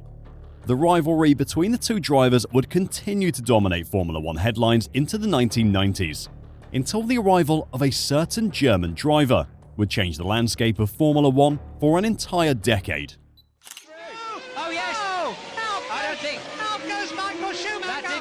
That didn't work, Michael. You hit the wrong part of him, my friend. The 1990s saw Formula One begin to transform into something much more akin to the modern sport. The huge amount of monies that teams could throw around meant that reliability was improving rapidly. It became less about having a good car that wouldn't break at the first little bump, and more about just having the fastest possible car with reliability as a given. As the decade unfolded, it witnessed the rise of a new star, the dominance of legendary teams, groundbreaking technical developments, and a series of key moments that would change the sport forever. It is almost impossible to talk about Formula One in the 90s though without starting with probably the sport's most famous driver. Michael Schumacher had won more world championships and races than any other driver by the time he ended a career which spanned 19 seasons. His unparalleled success included occasional moments of deep controversy, from his first world championship in 1994 to his initial retirement from F1 12 years later. He then returned 4 years after with Mercedes, only to retire again at the end of 2012. However, we'll come to all of that in due course. For now, let's look at those early years of his career. Schumacher's debut drive for Jordan at Spa-Francorchamps in 1991 rocked the F1 establishment. Here was a little-known driver from the Mercedes sports car team, qualifying 7th on the grid at one of the most respected circuits on the calendar. Clutch failure ended his race within moments of it starting, and he would never be seen in a Jordan again. It wouldn't be long before he was back on the track though. Flavio Briatore pounced to price Schumacher out of the cockpit and got him into a Benetton for the very next race. The following year, Schumacher successfully interrupted the dominant Williams team's stranglehold on success with an opportunistic win at the track where he made his debut. An off-track excursion gave him the opportunity to observe the state of his teammates' tyres as the damp track dried. Schumacher made a plucky call to switch to slick tyres earlier than his rivals, and his driving skill took care of the rest. It was a sign of things to come from the young German driver whose car control skills, no matter the conditions, were always impeccable. That was the first of what would eventually be a record-smashing 91 wins. A further win followed in 1993, again snatched from the Williams juggernaut, this time thwarting Alain Prost at Portugal. But in 1994, the way became clear for Schumacher to lay waste to the F1 history books. Most of the recent champions had retired or were retiring. Tragically, 3 races into the season, Ayrton Senna was killed at Imola, an incident we'll come back to shortly. There were other drivers of quality on the grid at the time, of course, and a number of recognisable names. Martin Brundle, Jos Verstappen, Damon Hill, David Coulthard, Irvine, Fittipaldi, Barrichello, Jean Alesi, Hakkinen and Berger. None of them were the equal of young Michael Schumacher though. By the end of the year, he'd won 9 of the 16 races. But his Benetton team were repeatedly accused of cheating. The FIA found evidence of an illegal traction control system on the car. After Schumacher's teammate Jos Verstappen suffered an horrendous fire during the German Grand Prix, an investigation discovered a filter had been removed from his fuel rig. Years later, Verstappen insisted Schumacher's car had not been legal as well. Schumacher was disqualified from the British Grand Prix after overtaking Damon Hill on the formation lap, and was banned from a further 2 races for failing to heed the black flag to begin with. And at Spa, he was stripped of a win for a technical infringement. This left him with a scant 1-point lead heading into the season finale at Adelaide. Under intense pressure from Damon Hill, Schumacher went off and damaged his car. Seeing his promised title slipping away, he swung into the side of Hill's car as the Williams driver moved to pass him, taking both out and securing the title for himself. The season as a whole was actually rather boring in terms of on-track action, but the controversy of the finale and the importance of it being Schumacher's first title have made it legendary. Michael's second title in 1995 was achieved with less controversy and more displays of driving greatness. The season got off to a slow start, but once Schumacher got into his stride, the wins came thick and fast. Hill was simply outclassed, but the pair did clash on track at Silverstone and Monza. In wet conditions at Spa and the Nürburgring, Schumacher produced virtuoso drives, leading many to conclude that in Schumacher, a new F1 great had been found. What his first 2 titles did show was an incredible desire to win no matter the cost.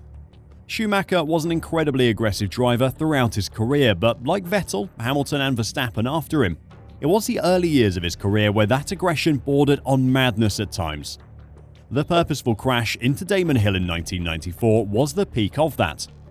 Schumacher's next season would be the start of something truly historic though. As the best funded team, with 2 of the best drivers of the era, Nigel Mansell and Alain Prost, Ferrari's 1989 to 1995 V12 F1 cars should easily have been dominant, but internal turmoil, mechanical failures, obsolete engine technology, inept management and poor aerodynamics doomed the team, with a best finish of only second in the 1990 Constructors' Championship. Though the team had been competitive, they hadn't won a Constructors' title since 1983, and the last Drivers' title was won by Jody Scheckter in 1979. Having conquered F1 with Benetton, Schumacher resolved to do it all over again with Ferrari. They were one of F1's great teams, and though they weren't held in the same esteem as they are currently, with a number of other legendary teams competing against them, it was still one of the hottest seats on the grid. Unfortunately, it took Schumacher 5 years to bring the driver's title home to the Scuderia, with a few near misses on the way. It was clear from the outset that little would be achieved with the F310 in its first season at Ferrari. But when the teams assembled at a near-flooded Catalunya circuit for the 7th round of the season, Schumacher was in his element. Rain has always been F1's great leveler, and no matter what the performance of your car, a truly great driver can always find a result in the wet. Michael battled through the field and disappeared off to a dominant victory. He added 2 more by the end of the year at Belgium and Italy. With Benetton ally Ross Brawn rejoining him for 1997, Schumacher was ready for another crack at the title. Brawn was a master of F1 team management, but no matter how good he was at his job, a few months before the season's first race was not long enough to make the F310B a regular race winner. Michael persistently took points off rival Jacques Villeneuve, despite his Williams often enjoying a considerable performance advantage. When rain fell at Monaco and Spa, Schumacher was of course untouchable. The season took a controversial twist at the penultimate race in Suzuka, when Villeneuve collected a hefty penalty for going too quickly through a yellow flag zone. Schumacher's teammate Eddie Irvine, who'd grown used to the idea that he was expected to support rather than rival his teammate, was deployed to help Schumacher win the race and go into the season finale with a 1-point lead. That meant that the final race of the season at Jerez saw a title-deciding battle between Schumacher and Villeneuve. The qualifying session was noteworthy as 3 drivers, Villeneuve, Schumacher and Frentzen, all registered the same fastest qualifying time to the thousandths of a second. Villeneuve was awarded pole position since he'd set the time first. At the start of the race, Schumacher had a good start, overtaking Villeneuve to take the lead. By lap 48 though, Villeneuve in his superior Williams car was catching up to Schumacher and attempted to overtake. Braking later than the German at the dry sack corner, Villeneuve had the inside line and was slightly ahead when Schumacher turned into him, his front right wheel connecting with the side pod of the Williams car. Schumacher retired on the spot and Villeneuve went on to take 3rd place and earn 4 points, enough to take the 1997 title. It was a shocking repeat of the move that earned Schumacher his first title back in 1994. While the result was different this time, and the intentional collision had no effect on the final leadership standings, the governing body had to take action. Schumacher was punished by the FIA for causing an avoidable accident and was disqualified from the championship, although his race results, such as grid position, finishing position and points, still counted towards his official statistics. They also required him to participate in a road safety initiative, which was probably a bigger punishment in the F1 driver's eyes than the loss of his second-place trophy. He was absolutely vilified for the incident by the media and the public, but that wasn't going to slow him down. In 1998, Schumacher would find himself within touching distance of a trophy with Ferrari once again. It wasn't a Williams in his way this time though. It was another giant of the 90s, a McLaren with Mika Häkkinen behind the wheel. Going into the final race of the season at Suzuka, Michael was just 4 points behind his Finnish rival, meaning that a win would guarantee him the title if Häkkinen finished lower than second. If Häkkinen finished second though, they would be equal on points and the Finn would take the title for most second-place finishes. In the end though, the maths mattered not. Schumacher started from pole position, only to face demotion to the back of the grid after his car overheated on the line and wouldn't start. He battled his way through the field, but a puncture finally ended his hopes and confirmed Häkkinen as the champion. The final championship of the 90s could and perhaps should have been Michael's first world title with Ferrari. The team did win the Constructors' Championship, but it was the other Ferrari driver, Eddie Irvine, who was to challenge for the title. Nobody seemed to want to win the 1999 World Championship. One by one, would-be champions came to the fore, only to be robbed or throw their title chances away. The year had looked like another straightforward battle between Michael Schumacher and Mika Häkkinen as the field entered the first lap of the British Grand Prix. But Schumacher crashed heavily while attempting to pass teammate Eddie Irvine, breaking his leg and ruling himself out for 3 months. Irvine took up the challenge of trying to score Ferrari's first driver's title in 2 decades. He won 4 races and scored points on 10 other occasions to give him the championship lead going into the season's last race in Japan. But Mika Häkkinen should have claimed a second successive world title long before the finale at Suzuka. His 11 pole positions were proof of his speed.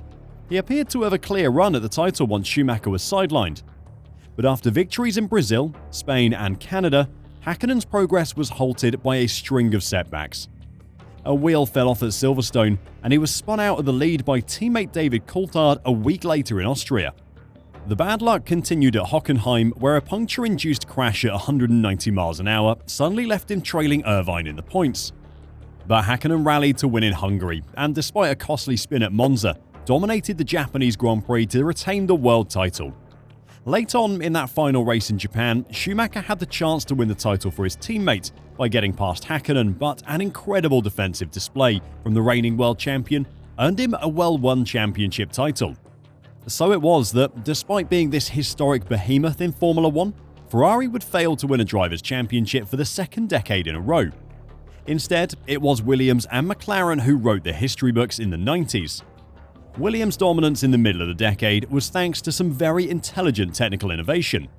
1992 saw the superior construction of the Williams-Renault FW14B achieve absolute dominance. The British team equipped the cars with an active chassis, an idea originating in the 80s and since perfected. Controlled by computer, the chassis adapted itself to the immediate driving conditions. Traction control, which automatically prevented unwanted wheel spin when accelerating, helped the car to victory. Nigel Mansell drove from victory to victory and had already achieved an unbeatable lead in the intermediate rankings after the Hungarian Grand Prix in August, 11 races into the 16-race season. He won 9 races, came second in 3 and retired from 4, as good as doubling the points tally of second-place finisher and his teammate Riccardo Patrese. It was at the Hungarian Grand Prix that year that new regulations came into force which affected the fuel of the Formula 1 cars. Aside from nitrogen and oxygen, both in limited quantities, the fuel was now only allowed to contain hydrocarbons. Alcohol, nitrogen compounds and other horsepower-friendly additives were disallowed. Only a year later, the fuel regulations were brought into force, which are still valid today. They dictated that the fuel had to comply with all the health and safety rules of the European Union. With that, the officials had finally opened the way for gas station petrol in Formula 1 racing. This was an early step in the sport's attempt to make the development being done on F1 cars more relevant to the cars in other motorsport categories and even road cars. No longer could F1 teams pump their cars full of Frankenstein fuel. They had to live off something far more similar to the petrol that comes out of the pump when you fill up. Perhaps the largest technical change in the 1990s, or at least the most noticeable one, came in 1998. The car width was reduced from 2 meters to 180 centimeters, and larger cockpits were stipulated for safety reasons. But the most important new paragraph in F1 technical history related to the tires. In place of the conventional treadless slicks, what was known as rib tread tires now came into use. 4 longitudinal grooves on the rear rubber tire and 3 on the front reduced surface contact with the tarmac. With this action, the FIA officials declared war on the dangerously high cornering speeds. From 1999, an additional front tire groove was intended to further increase the severity of this reduction. Those treaded tires attached to the nose of a red Ferrari would fill television screens for the next 5 years. There was more happening on the technical side of Formula 1 in the 90s though. One of the key areas of focus was car electronics, as teams explored the possibilities of advanced telemetry systems and data analysis to fine-tune their setups. Aerodynamics also played a pivotal role in shaping the performance of Formula 1 cars in the 1990s. The quest for optimal downforce and minimal drag led to the introduction of innovative design elements, such as high noses, winglets, and barge boards. Teams invested heavily in wind tunnel testing to refine their aerodynamic packages, aiming to find the perfect balance between speed and stability. The era also saw the widespread use of semi-automatic gearboxes, allowing drivers to shift gears without manually operating a clutch. This technology, pioneered by Ferrari and later adopted by other teams, contributed to quicker and more precise gear changes, enhancing overall performance on the track. It wasn't just performance that was seeing improvements in the 1990s though. The 80s had been the first decade in Formula 1 history when driver fatalities didn't reach double digits. The 1990s continued the trend of improved driver safety, with one decade-defining exception: the 1994 San Marino Grand Prix. While Michael Schumacher started to flex his muscles in the mid-90s, Ayrton Senna dominated the earlier seasons. He fought off Alain Prost in 1990, winning the title by 7 points, despite not finishing the last 3 races of the season. In 1991, he strolled to victory, his Honda-powered McLaren too powerful and his skills too great for anyone to challenge him. 1992 was much worse for the now legendary Brazilian driver. He retired from 7 of the 16 races as Nigel Mansell strolled to victory. 93 was closer, but again, race retirements would hurt Senna, as he failed to finish 5 Grand Prix to the 2 of his old rival Alain Prost. 1994 had started in much the same way. Senna failed to finish either of the opening 2 races of the season. In the season opener, he'd been pushing to try and pass Schumacher for the race lead late on, but spun out, ending his race. In Japan, he was rear-ended by Mika Hakkinen early in the race while in second position, ending his race very early again. With Schumacher winning both of the opening races, Senna already had a mountain to climb if he wanted to challenge for the world title. And going to Imola and the San Marino Grand Prix, he was determined to get points on the board. Expectations for the race were high, but it would devolve into what may be Formula 1's darkest ever weekend. In 2 separate incidents, one in qualifying and one in the race, Roland Ratzenberger and Ayrton Senna would die in crashes. However, the trouble started even before that. The weekend got off to a bad start when Rubens Barrichello had a major crash during practice and was knocked unconscious. Coming too fast into Variante Bassa, his car was launched into the air by the curb. Less than a yard from the curb was a tyre wall which almost instantly stopped his car's forward motion. His car was flipped over and landed upside down. Barrichello had swallowed his tongue and his life was only saved by the quick action from the medical team. He would be back at the circuit on the Saturday afternoon with a broken nose, bandaged arm, and cut lip. Though Barrichello has never been able to recall anything from the incident. That was just a sign of what was to come though. In qualifying, a front wing flap fell off Roland Ratzenberger's car, causing major suspension damage and worsened aerodynamics. On his next lap, the front wing broke off entirely and became lodged underneath the car. causing Ratzenberger to lose control and crash into the wall at the Villeneuve kink at over 180 miles an hour. His Simtek S941 was severely damaged, and he suffered a basal skull fracture caused by the impact and was pronounced dead at a hospital in Bologna shortly afterwards. After qualifying recommenced, Senna took pole ahead of Schumacher, Berger, Hill, Leto and Larini.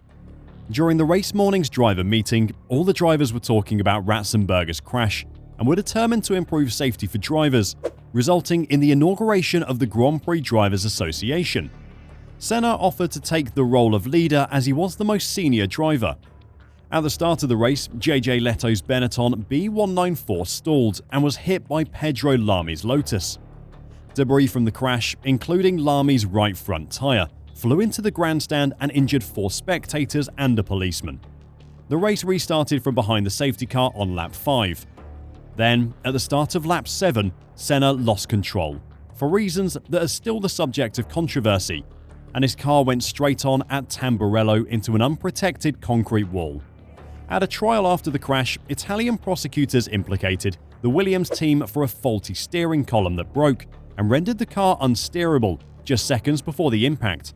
But Senna's teammate, world champion Damon Hill, believed it was driver error that sent the vehicle off the road.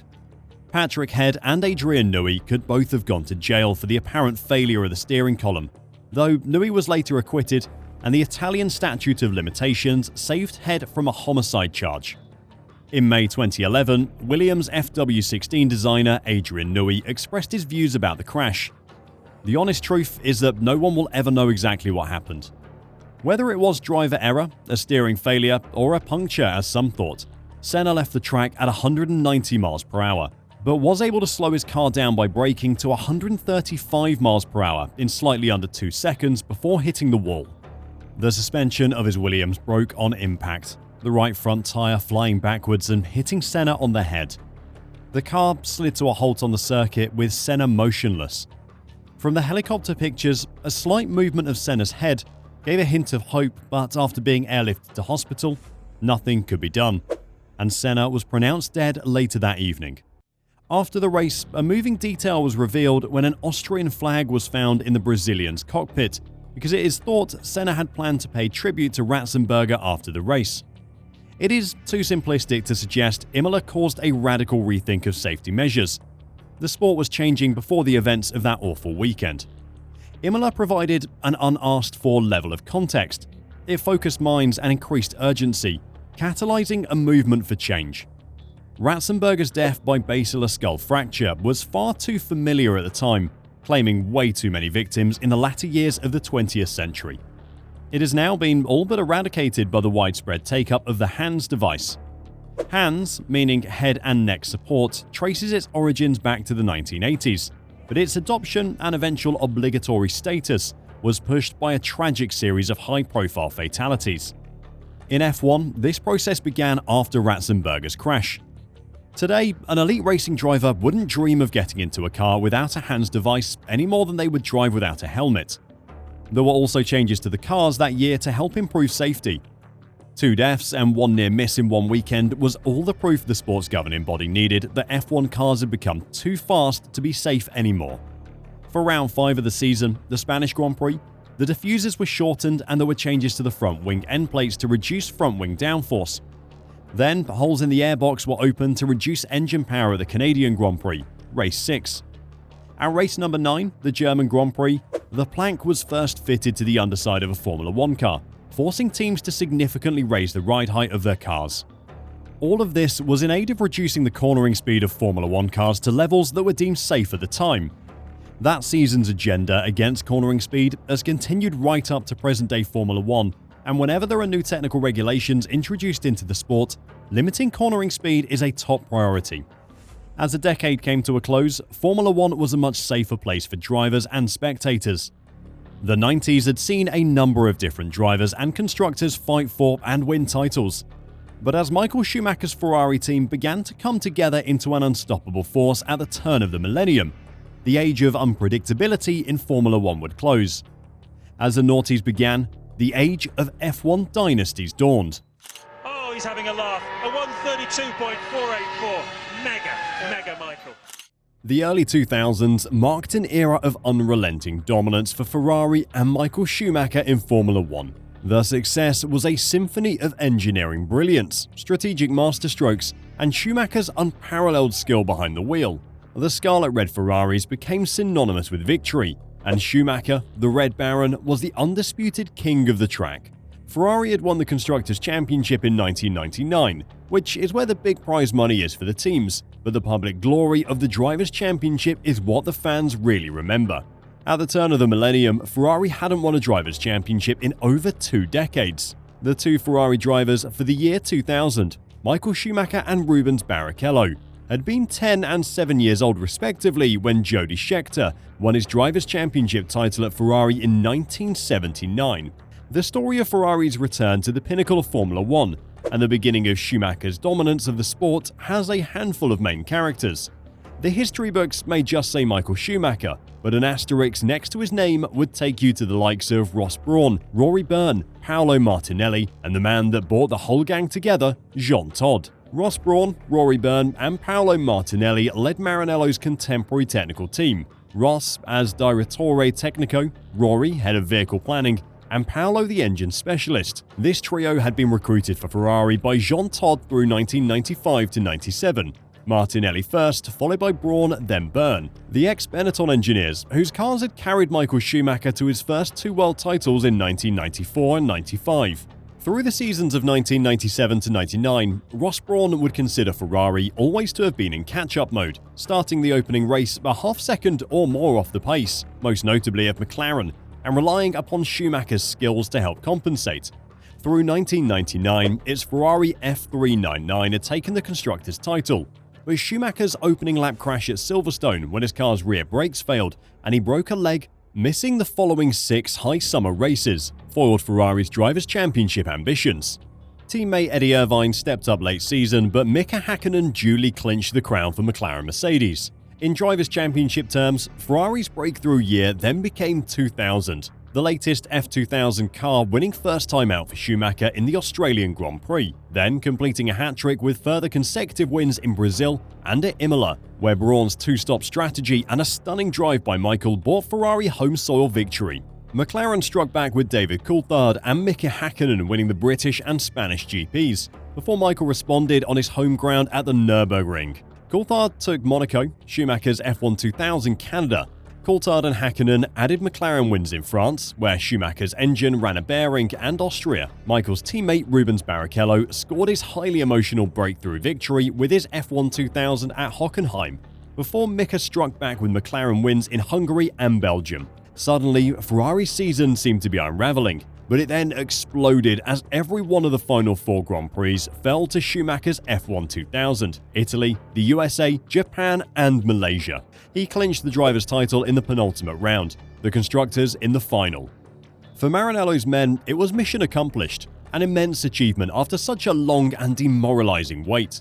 Concept and design on the Ferrari F1 2000 had begun in around March or April in 1999 after analysis of the contemporary F399's performance against its competitors' new cars, plus, of course, detailed evaluation of the coming year's new F1 regulations. The hunt for omissions and loopholes was on.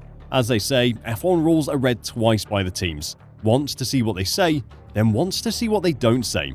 Targets were set to reduce structure weight so that as much ballast as possible could then be added as low as possible within the coming car, and which could then be placed to tune car balance and handling. Degradation rate of the Bridgestone tyres was closely studied to identify optimum wheel camber and toe stiffness. Ferrari's wind tunnel was working 3 shifts a day, seeking any and every advantage, since in recent years McLaren's aerodynamic performance had been considered superior. Paolo Martinelli's engine team did a phenomenal job with the engine that year. Ferrari's 049 V10 would rev up to 18,000 RPM and developed roughly 823 brake horsepower at 17,500 RPM. Both crankshaft speed and power output were new records for Maranello. This engine drove through a 7-speed semi-automatic sequential change longitudinal transaxle. Its lightweight carbon composite structure accepted suspension loads, while the titanium gear case beneath and to the rear also supported the rear wing and regulation impact structure. The work done throughout the season by Ferrari was phenomenal as well. In a time before budget caps, F1 teams could spend money to their heart's content, and the Scuderia made full use of that. The team had specific parts for absolutely every race. In Canada, they completely remounted their suspension just for that one track. Every track saw a different wing or barge board or brake drum, designed to find that extra 0.001% of performance at every race. Ferrari's test program included 125 days of development work against their main competitors McLaren's 77, some 19,610 miles of running against the Woking team's 14,358.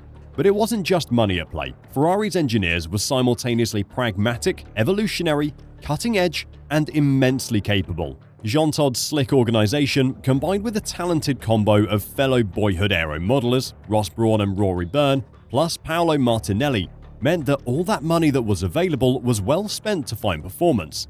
Brawn's strategic nous, developed from his years of sports car endurance racing with TWR Jaguar, merged with Schumacher's outstanding class and Barrichello's fine supporting job to bring Ferrari back to what many saw as their historic home, the pinnacle of Formula One. That 2000 season was just a sign of what was to come though. With the marriage of Schumacher's incredible driving skills with one of the strongest technical teams the sport has ever seen, Ferrari were only just starting.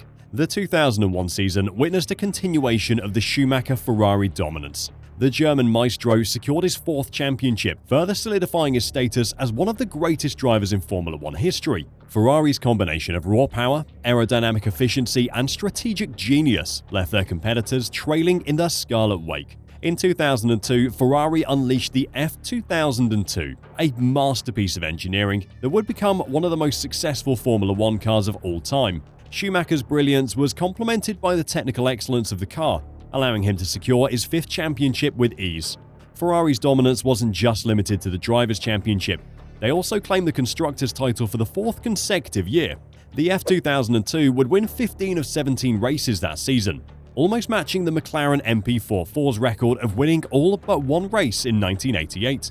The 2003 season saw another title for Schumacher and Ferrari. Despite facing stiff competition from rivals like Williams and McLaren, Schumacher's consistency and the sheer pace of the F2003 GA ensured that the championship trophy found its way back to Maranello. By this point, the combination of Schumacher, Brawn, and Byrne had become a formidable force that seemed unbeatable. As the 2004 season dawned, the anticipation of witnessing history being made was palpable. In 2003, Michael had matched Fangio's record of 4 consecutive World Drivers' Championships that the Argentine set between 1954 and 1957. The preseason expectation was that Fangio's record would be broken, and Schumacher and Ferrari delivered in style, with the German securing his 7th World Championship, a record that many believed would stand the test of time. The F2004, an evolution of its predecessor, was the epitome of technical prowess, and it propelled Ferrari to another Constructors' title. Michael and Ferrari combined to establish the first of the 21st century's F1 dynasties. Together, they set the precedent for what success in Formula One looked like. As the century continued, more of these incredible team and driver combinations would crop up, but this was the one that set the standard. The problem was that the standard they were setting was too high. They'd taken the competitive excitement out of the sport with their incredible performances. Following on from Ferrari's utter domination in 2004, a rather strange rule was introduced for the 2005 season, as the FIA evaluated ways to shake things up. With the 2004 cars the fastest ever seen in F1 up to that point, some aerodynamic changes were introduced with the ostensible aim of slowing the cars a smidge. But one particular rule really caught the eye, that of banning tyre changes during a race and penalising anyone who did. The rule meant that drivers had to use one set of tyres to get through qualifying and the entirety of the Grand Prix. With the benefits of hindsight, it was a remarkably ridiculous rule with obvious safety concerns. An example being Kimi Raikkonen's suspension exploding on the final lap of the European Grand Prix after refusing to pit to change a flat-spotted tyre. But what the rule did do was completely put a halt on Ferrari's season and F1 dominance. While most of the front runners ran on the Michelin tyres, Ferrari were the only team from the front half of the grid to run the Bridgestone tyres. The Japanese manufacturer at the time was struggling to create a tyre with the same longevity or performance as the Michelins. Ferrari would see out the season as distant spectators to the Renault versus McLaren title fight. with defending champion Michael Schumacher's sole win coming courtesy of the infamously disastrous United States Grand Prix, possibly Formula One's most embarrassing race ever. In fact, you could possibly go even further than that. The 2005 F1 US Grand Prix was one of the most bizarre open-wheel races in the history of motorsports. In that season, there were 10 teams competing against each other, and that means 20 cars. However, only 3 of those teams were allowed to race at the Indianapolis Motor Speedway. The reason for that is both mind-boggling and intriguing. In 2005, there were 2 manufacturers that provided tyres to F1 teams, Bridgestone and Michelin. Each F1 team was meant to choose their tyre manufacturer and stick with them for the rest of the season. Unfortunately, Michelin tyres were unable to handle the Indianapolis Motor Speedway. When the teams took part in the free practice sessions, several teams using Michelin tyres encountered issues. Ralf Schumacher, who was in Toyota at the time, encountered a horrendous crash because the left rear tyre of his car failed. Michelin later discovered that turn 13 of the track, the infamous banking curve, was putting unusually high amounts of pressure on the tyres, causing them to fail. Although they ordered another set of tyres with different specifications from the Clermont-Ferrand headquarters, those new tyres were also failing. After figuring out the issue, Michelin representatives Pierre de Pasquerie and Nick Schorrock sent a letter to FIA race director Charlie Whiting regarding possible solutions. They mentioned how the cars could not run more than 10 laps if they did not slow down in turn 13. Furthermore, they also suggested adding a chicane on the turn to decrease the load on the tyres and allow the other 7 teams to race. However, the FIA refused to make any of these changes and was surprised that Michelin had not prepared their tyres according to the track.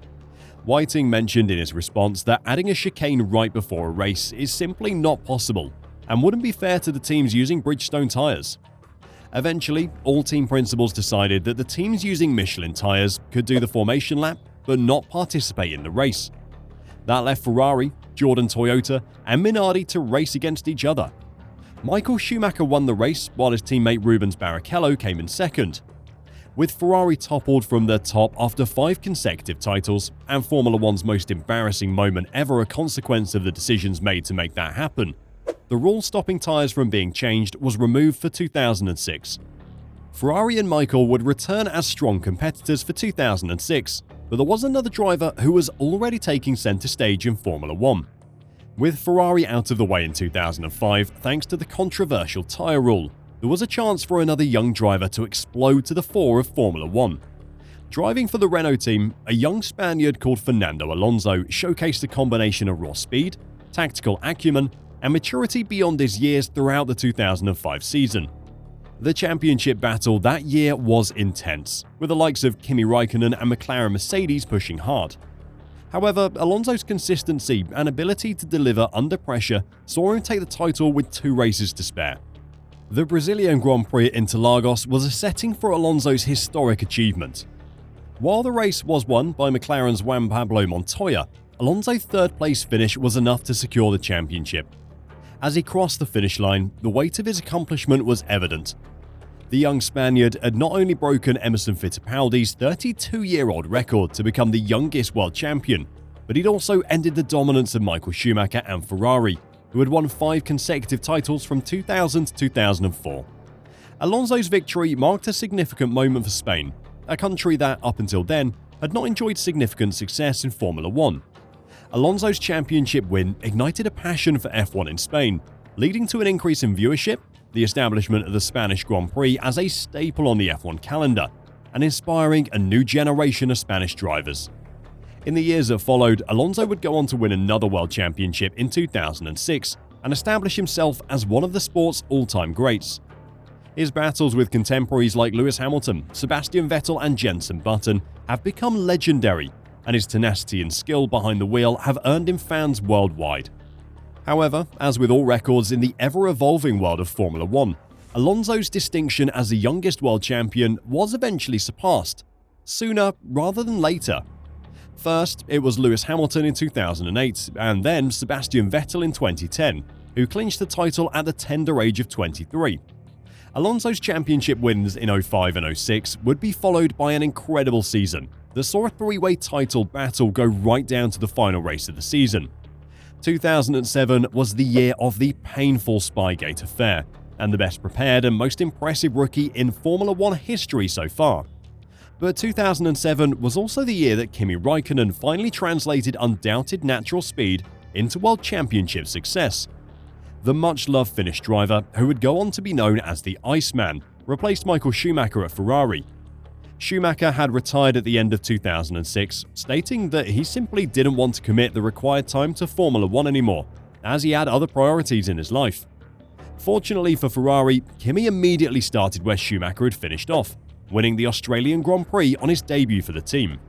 3 further victories followed, but he entered the last 2 races of the season 17 points behind McLaren rookie Lewis Hamilton, with just 20 points available. Fernando Alonso, driving alongside Lewis at McLaren for a single season, still was right in the mix as well, pushing both drivers to the end. That final race in 2007 marked the first time since 1986 that 3 drivers had a chance of becoming world champion at the season finale, and the first time since the inaugural season in 1950 that the man who stood in third before the final race went on to win the championship. That driver in 1950 being Giuseppe Farina. Hamilton was the favourite with 107 points, followed by Alonso with 103 points, and Räikkönen with 100 points. Hamilton started second but dropped to the back of the pack after a gearbox problem. He recovered to 7th, but Räikkönen won the race and the championship.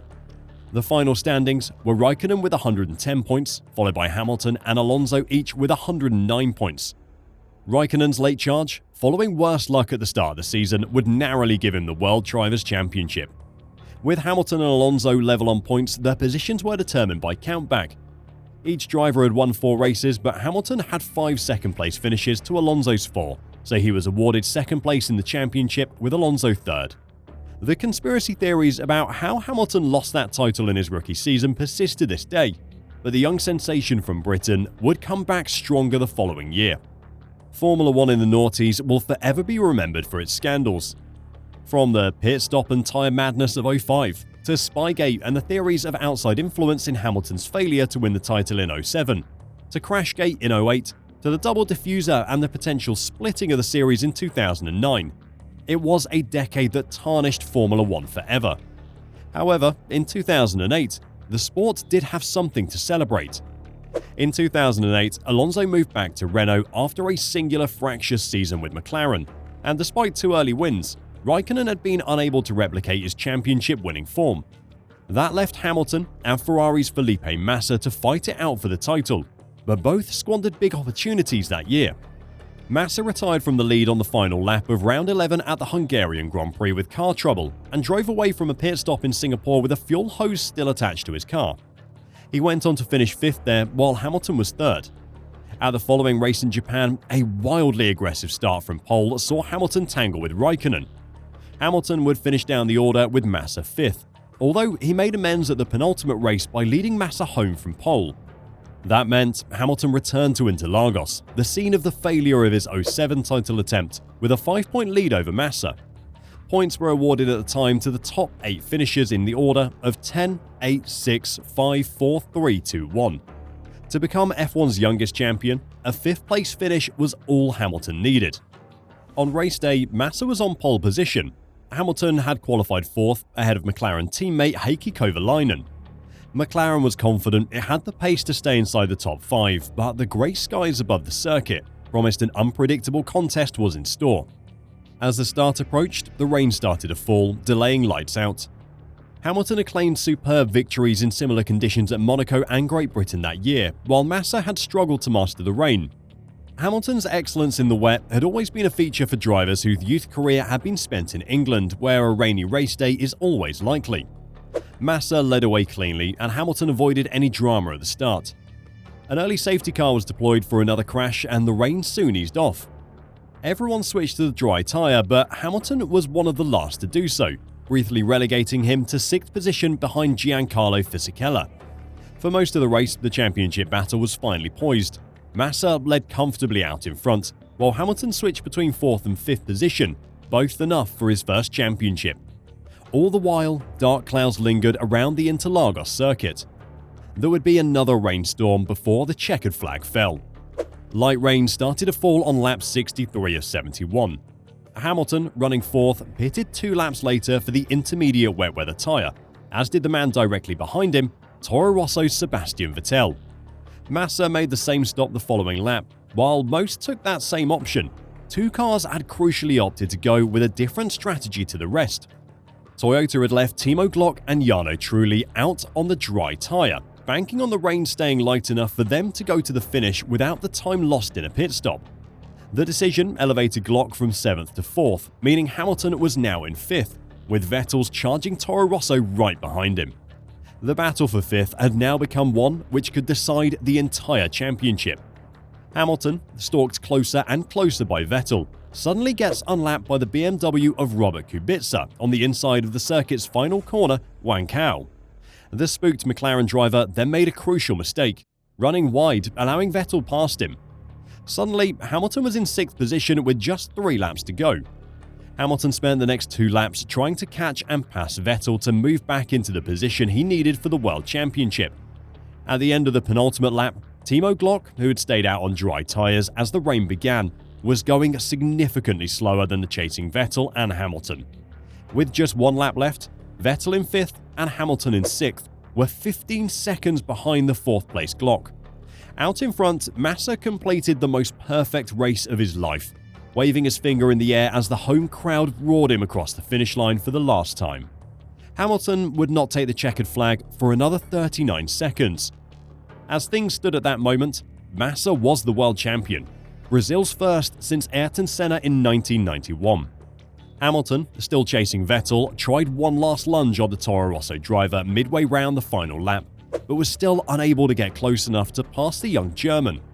While most were oblivious to anything but Felipe Massa and the celebrating Ferrari garage, Martin Brundle, commentating on the English language world feed, was paying close attention to the battle for 5th and Lewis Hamilton.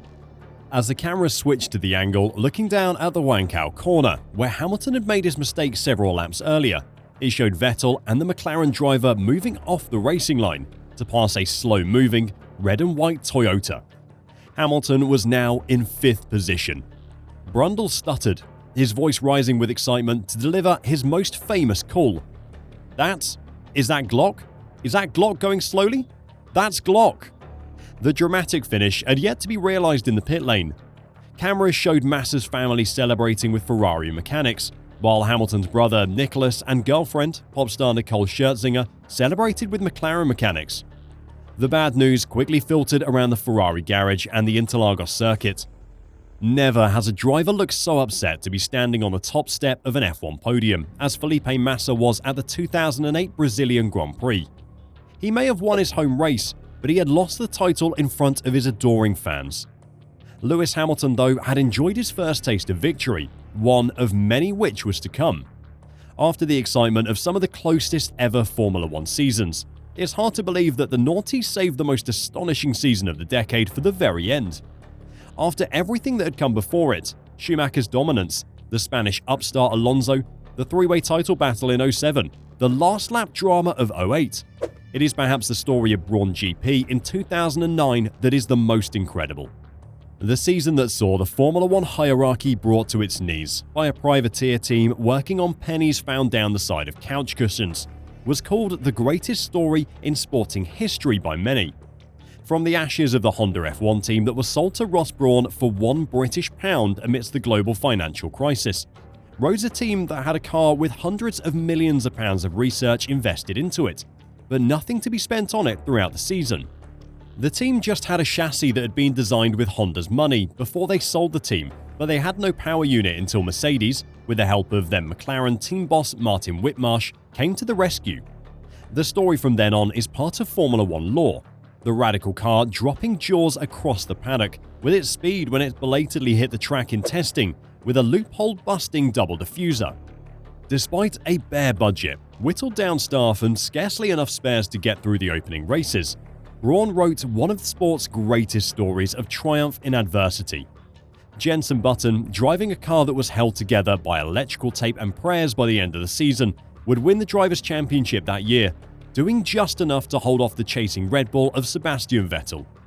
In 2010, Mercedes bought the team and, with the foundation laid out by Ross Brawn, went on to win 8 F1 Constructors titles in a row from 2014 to 2021 and take Lewis Hamilton to 6 of his 7 F1 crowns. The story of Brawn GP was immortalised in the 2023 4-hour-long documentary series Brawn: The Impossible Formula One Story, narrated by Keanu Reeves. While the Naughties played host to some of the most well-remembered seasons in Formula One history, there was a lot happening off the track as well. Formula One underwent a significant transformation in terms of its global footprint. The sport, once concentrated in Europe, expanded its horizons, venturing into new territories and reaching out to diverse markets. The 2000s witnessed the introduction of several new races, each adding a unique flavour to the Formula One calendar. In 2004, the Bahrain Grand Prix made its debut, marking the first race in the Middle East.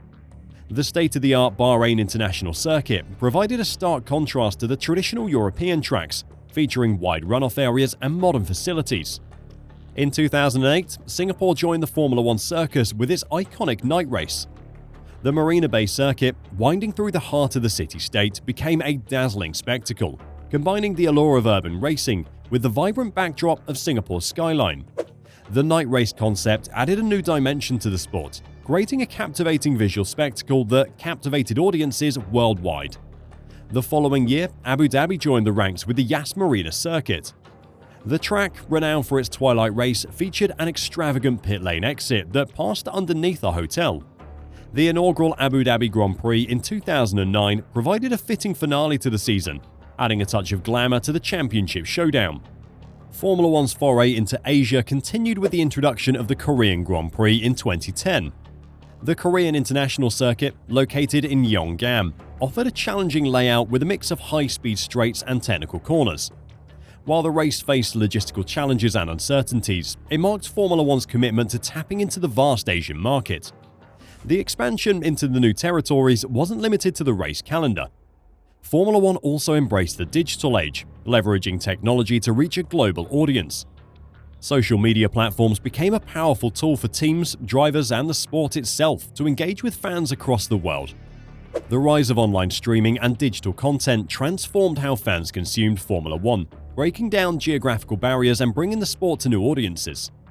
Amidst the backdrop of an ever-growing fan base, the continued dominance of certain teams, and the emergence of new talents, Formula One grappled with the ever-evolving landscape of technology and team strategies. The FIA responded with a series of rule changes aimed at balancing competition, improving safety, and enhancing the overall spectacle. The 2009 ban on extensive in-season testing shifted the emphasis to simulator work and wind tunnel testing. The teams had to maximize their resources and adapt quickly to rule changes without the luxury of extensive on-track testing. This challenge leveled the playing field somewhat, giving smaller teams with limited budgets a better chance to compete against their more financially endowed rivals. While the decade was undoubtedly one of F1's best, it was also almost its last. While the testing changes to help level the playing field were accepted by the F1 teams, a budget cap that was proposed in 2009 by FIA President Max Mosley drove the Formula One teams to attempt to make their own series. F1 has always been about teams protecting their own interests, and the biggest example of this was during 2009, when 8 teams nearly walked away from F1 to start their own series. They went as far as making an official announcement and even drafting a provisional calendar, saying there was no way they'd be back in F1. To understand this fight, you need to understand the situation F1 was in at the time. There were essentially 2 key players, the FIA and FOTA. The FIA, as today, is the governing body of F1 and other motorsport series around the world. They make the rules and make sure they're followed at every race. FOTA is the F1 Teams Association. They were a formal alliance between the teams that represented their interests in negotiations. It made more sense to have one combined voice than 10 voices from 10 teams. The FIA created the rules, and FOTA followed them in the championship. Max Mosley, the FIA president at the time, had been a team owner in the 70s and had taken over as president in the early 90s to give a more sympathetic approach to the teams who had always been fighting with the FIA. Max decided to bring in a budget cap to make F1 more sustainable for the future after the 2008 financial crash. He knew that imposing a budget cap was going to be rough going, with money burning being something F1 teams love. so Max tried to be cunning. The rules announced for 2010 were that there would be an optional budget cap, so you could choose to do it. Obviously, without some kind of incentive, no F1 team in their right mind would take the choice to limit the amount of money they were allowed to spend. Opting into the budget cap came with a massive bonus. Teams who accepted the budget cap would have much more technical and design freedom, so they could feasibly build a better car but with less money. That budget cap was just $30 million, which is about $43 million in modern money, and obviously far less than the modern F1 budget cap, which is comfortably over $100 million. FOTA were not happy with this. They were being entered into a competition that basically had two different sets of rules. Those who adhered to the budget cap would have the freedom of development to be a proper F1 team, and those that didn't would be limited into what was basically an F1.5 team. All 10 teams met up at the Monaco Grand Prix for an emergency meeting and unanimously agreed to withdraw by the end of the season unless the rules were changed. FOTA rightly thought that without teams, the FIA couldn't have Formula 1. FOTA might not have been allowed to call their new series Formula 1, but when those teams raced together, that is basically what it would be. In the days that followed though, the teams started to switch sides. 3 days after that meeting in Monaco, Williams committed to Formula 1. Then Force India followed suit. The remaining 8 members of FOTA eventually agreed to rejoin the FIA's Formula 1 series, not before months of back and forth though, which included the releasing of a race schedule for the new breakaway series that included F1's crown jewel, the Monaco Grand Prix. The teams agreed to rejoin on the condition that Max Mosley would not stand for re-election as the FIA president. They did agree to some cost-saving measures, such as bans to in-season testing and to completely close down their factories during the summer break, but it was nowhere near the level of Max's original plans. The Formula 1 teams had defeated Mosley, and the sport was saved. In 2010, everyone turned up to go racing just as had been planned. Everything back to normal. Except, it wasn't business as usual. One noisy energy drink company was about to upset the Formula 1 hierarchy in a big way. The World Championship record is equalled. Lewis Hamilton wins the Turkish Grand Prix and is a 7-time champion of the world. While the second decade of the 21st century would herald the start of Formula 1's hybrid era, there was a lot going on in the years that preceded the sport's biggest ever rule change. After the potential end of Formula 1 in 2009, the FIA announced its intention to open up the grid, aiming for a total of 13 teams, and in July 2009 selected 3 new teams from 15 new applicants, as well as confirming the entry of all 10 existing teams. The existing F1 teams, under the FOTA organization, agreed a system of technical support to assist new teams. This compromise proposal would involve the supply of parts and design knowledge to the new entrants, but not full customer cars, in return for which the budget cap idea was dropped. The 3 teams on the entry list released in July 2009 included Campos Meta, a Spanish team led by former driver and GP2 team owner Adrian Campos, and Madrid-based sports advertising agency Meta Image, Mana Grand Prix, an F3 team run by John Booth, and designer Nick Worth, who was formerly involved in the Simtech Ford team who competed in 1994 and 1995, and USF1, a team created by former designer Ken Anderson and journalist Peter Windsor. Following the withdrawal of BMW Sauber, Lotus Racing was accepted to return to the grid for the first time since the 1994 Australian Grand Prix. Mana became known as Virgin Racing after Richard Branson's Virgin Group purchased naming rights to the team, while Campos Meta was reimagined as Hispania Racing, or HRT, after investor Jose Ramon Carabante purchased the team from Adrian Campos shortly before the first race of the season.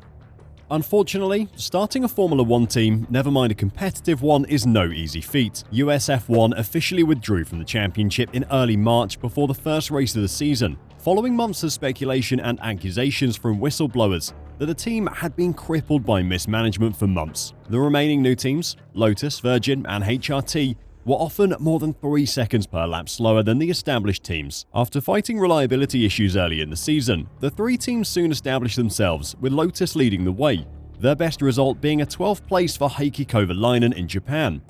Virgin struggled after discovering their fuel tank was too small, forcing them to push their development schedule back 5 races in order to build a car that could actually finish a race. HRT were the slowest of the 3 and by mid-season were rotating their drivers on a regular basis, but a pair of 14th places for Karen Chandhok in Australia and Monaco put the team ahead of Virgin in the Constructors' Championship for most of the season. While the other teams did manage to make it to a full season of Formula 1, it wouldn't be long before more would follow the way of US F1. The problem was that all the new teams had committed to F1 under the impression that the budget cap would be in place, but without it, the level of spending required to be competitive and therefore entice sponsors to fund the team was just far too high. HRT was the first to hit the wall after just 3 years. Bruno Senna and Karen Chandhok looked on in the Bahrain pits while the team scrambled to complete the Dallara-designed F110 chassis for their first appearance in 2010. A year of toil at the back followed, and the team chopped and changed drivers as it searched for a budget. They sank to last in 2012, and the team was put up for sale before the final race, where drivers Pedro de la Rosa and Narain Karthikeyan took the checkered flag 17th and 18th respectively, each 2 laps down. Lotus was arguably the strongest proposition as a new team and carried the name of a former legendary F1 entry. The Lotus team name was made famous by Colin Chapman's title-winning squad, whose F1 team closed 16 years earlier. It may not have lived up to that formidable reputation, but it did draw several recruits from Toyota's recently shuttered team, not least driver Jarno Trulli, who was partnered up with ex-McLaren pilot Heikki Kovalainen. They won the battle for new team honours in 2010 and the useful 10th place in the Constructors' Championship, which promised a slice of the valuable prize fund. Lotus repeated the trick in 2011 and again the following year, by which time they'd rebranded to another British sports car brand, Caterham. But after slipping out of the top 10 over the following 2 seasons, the team hit financial trouble. After disappearing from the grid following the 2014 Russian Grand Prix, the team made a surprise return for the Abu Dhabi finale, aided by a crowdfunding campaign spearheaded by the administrators. It wasn't enough to secure their return in 2015, however. In 2011, the final of the 3 new teams, Virgin, was rebranded by Russian supercar brand Marussia, and finally scored its first points in its 5th season. After switching from Ford Cosworth power to Ferrari, Jules Bianchi finished 8th in Monaco, was demoted to 9th by a post-race penalty, but nonetheless claimed 2 points. Cruelly, less than 5 months later, Bianchi suffered serious injuries in a crash during the Japanese Grand Prix, from which he died the following year. It was the second serious crash the team experienced during its brief existence. Maria De Villota lost an eye when she struck a vehicle during a testing run at Duckford Aerodrome in 2012. She died the following year. Marussia was on its last legs at the time of Bianchi's crash and did not reappear that year following the next round in Russia. The team went into receivership but was rescued and re-entered in 2015 as Manor. A more promising 2016 campaign included another point, courtesy of Pascal Wehrlein in Austria, and until the penultimate round they were still in with a chance of beating Sauber to 10th, but they lost the position and the vital prize money it would have bought, and finally collapsed during the off-season.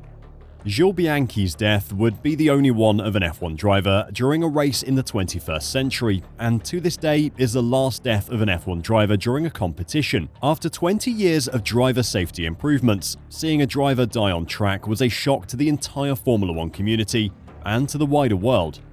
Jules had been seen as Ferrari's driver for the future, a great young talent whose career had been closely followed by those in the sport. Bianchi came from a family of racers, including his uncle Lucien, who won the 1968 Le Mans 24-hour with Pedro Rodriguez and made 17 Grand Prix starts, and grandfather Mauro, who was a successful GT racer. In his second season in F3, he comfortably took the championship with 8 wins, and it was after that season that Ferrari took him on as a junior driver. Jules would get his first Formula 1 start after a vacancy opened up at Marussia when Luis Razia's sponsorship package failed to materialize. He was quickly confirmed as the team's second driver for 2013 alongside fellow Formula 1 debutant Max Chilton. Bianchi settled in quickly and gave the team their most important result of the year in his second appearance for them.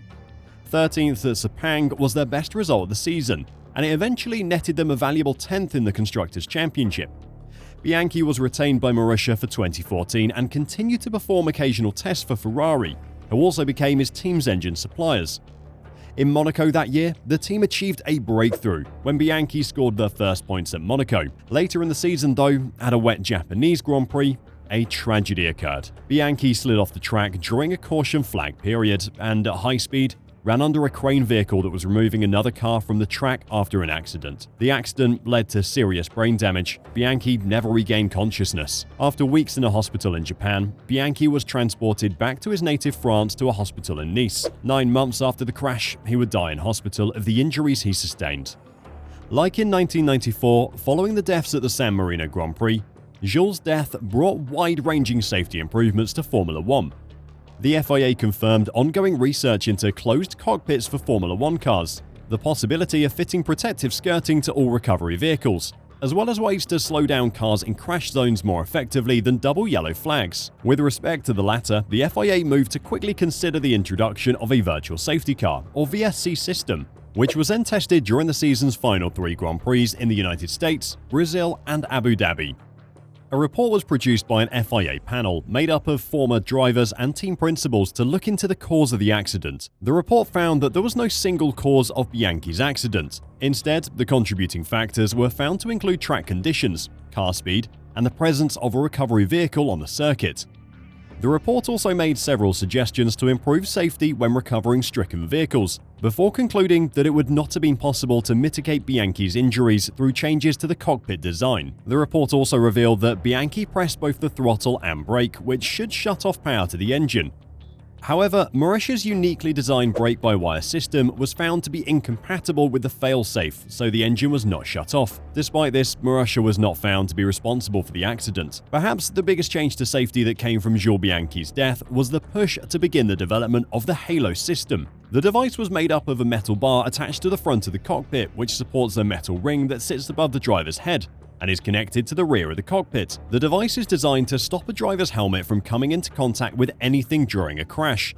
It also deflects any large debris, which can be deadly at Formula One speeds. The system was met with stiff opposition originally, with Niki Lauda claiming that the system distorted the essence of racing cars. The system was also initially unpopular with fans, with some saying that it was visually unappealing, against the concept of open cockpit racing, and obstructed the driver's vision. There were more pessimistic comments from many other race teams such as Ferrari, Mercedes, and the drivers thinking the invention would make it harder for the driver to get out of the car. Though other former drivers, including Jackie Stewart, welcomed the system and compared it to the introduction of seatbelts, which had been similarly criticised, but then became the norm also on road cars. Max Verstappen made a scathing assessment of the Halo in 2018, saying that it abused the DNA of F1, which was less dangerous than riding a bicycle in a city. Despite the initial pushback against the design though, it was quickly widely accepted and praised. Every season, it saves drivers from serious accidents or worse, death. In 2021, it saved Lewis Hamilton from injury after his Mercedes became lodged under Max Verstappen's Red Bull at Imola. When Zhou Guanyu found himself upside down and sliding into the gravel pit on the run to Turn 1 at the 2022 Silverstone Grand Prix, the Halo undoubtedly saved his life before his car flipped over the tyre barrier and into the catch net on the other side. Perhaps the most famous case of a driver being saved by the Halo device though was that of Romain Grosjean at the 2020 Bahrain Grand Prix. Following a head-on crash with a barrier at the circuit, his Haas car split in half as the survival cell and front of his car broke through the barrier, with the metal barrier being forced over his head by the Halo device. As his car burst into flame, Romain was miraculously able to pull himself out of the burning wreck of his car, with nothing worse than some burn injuries to his hands. Formula One continues to try and improve safety in any way it can, and the death of Jules Bianchi will always remain as a stark reminder that F1 can never take safety for granted. While the first few years of the 2010s were notable for failing teams and that tragic accident, it was Red Bull that took most of the headlines. In 2009, Red Bull pushed Brawn GP all the way to the end of the season, and had there been a few more races on the calendar that year, they would have won the championship as a young Sebastian Vettel showed what an incredible driver he could be. In 2010 though, with no team turning up to the pre-season practice with some secret tech that made them seconds faster than everyone else, Red Bull were ready to take over. All new regulations for 2009 attempted to limit downforce. This big regulation change allowed Red Bull's design guru, Adrian Newey, the opportunity to fundamentally re-evaluate, wiping away the accumulated advantages of the bigger Ferrari and McLaren teams. Newey reintroduced a feature not seen in F1 for years: pull rod activation of the rear suspension. This moved the suspension rockers from the top to the bottom, exploiting more fully the space available for the newly restricted diffuser. It allowed the gearbox to be lowered and exposed the upper wishbone, which could be given an aerodynamic profile that linked to the beam wing. The Coke bottle profile of the lower bodywork widened out at the top like a fishtail, manipulating air pressure to accelerate the airflow over the top of the diffuser, causing it to work harder. The nose was high at its tip, creating a big volume beneath to feed the underfloor. Red Bull had installed the double diffuser, which they initially missed in the new regulations midway through 2009, and the 2010 car was all about optimizing the revolutionary part. The RB6, as the 2010 Red Bull was called, was aerodynamically superior to the entire rest of the grid, and in Sebastian Vettel, they had a driver who was eager to make the most of it. Not that it would be easy for him. 2010 was exceptional for a few reasons. Not only was the championship decided on the last race of the season in Abu Dhabi, but 4 drivers headed to Yas Marina circuit with a genuine shot at the title, a first in Formula 1. Formula 1 bosses had decided on a new point system for the season, with the top 10 awarded 25, 18, 15, 12, 10, 8, 6, 4, 2 and 1 points respectively. The idea was that a 7-point gap between first and second place would promote a race-to-win strategy, instead of the previous system where podium finishes were enough to secure the Drivers' Championship. It certainly turned out so. Heading into the final race of 2010, Ferrari's Fernando Alonso was leading the Drivers' Championship with 246 points. Red Bull drivers Mark Webber and Sebastian Vettel were second and third, on 238 and 231 points. McLaren's Lewis Hamilton, on 222, was also in contention with 25 points available for the winner, but required some miracles to happen on track to actually claim the championship. At the start of the race, Button passed Alonso, relegating the 29-year-old to 4th, and with Vettel leading the race, that was the lowest possible position Alonso could win the title from. From his 5th place, Webber was the first of the leaders to take on fresh rubber after complaining of his rear tyres falling away. Ferrari countered by bringing in Felipe Massa, who'd been directly behind the Australian at the time, but he failed to slingshot by as had been hoped. That forced Ferrari to bring in Alonso to counter Webber, leading to the 29-year-old dropping behind a gaggle of cars, but primarily Rosberg and Petrov. At that stage, Alonso would have believed in his car and his talent being supreme enough to force his way past both as the race unfolded, but it was not to be. He tried time and again to get past Petrov, and in his desperation almost lost his front wing, but nothing he could do could get him the pass he so desperately needed. With 7 laps to run, Vettel led Hamilton, Button, Rosberg, Kubica, Petrov, and with Alonso 7th and Webber out of the running in 8th, the title would belong to the young Red Bull driver. Those last 7 laps will likely have been the most nerve-wracking of Vettel's life, but he mastered them with confidence to eventually take his place in F1 folklore. At 23 years and 135 days, Vettel beat the record of Lewis Hamilton for the youngest ever F1 champion by 166 days. From there, Sebastian and Red Bull would win every title until the next big technical regulation change came in 2014. This was the second of the modern F1 dynasties. Between driver and team, Vettel and Red Bull were able to get ahead and then stay ahead of the competition. And that would have likely continued if it weren't for the beginning of the turbo hybrid era and the emergence of Formula 1's third dynasty. 2014 ushered in the most significant rule changes in F1 history, with normally aspirated 2.4-litre V8 engines replaced by new 1.6-litre turbocharged V6 power units, no longer officially called engines, integrated with complex hybrid energy recovery systems, or ERS, that the FIA claimed gave the sport a much cleaner and greener image, more relevant to developing road car technologies. Teams now had to complete races on 100 kilograms of fuel, around 30% less than in 2013, with a limit on fuel flow per minute, and drivers allowed only 5 rather than 8 engines for the entire season. Blown diffusers, which had been a controversial performance differentiator for Red Bull in previous seasons, were banned.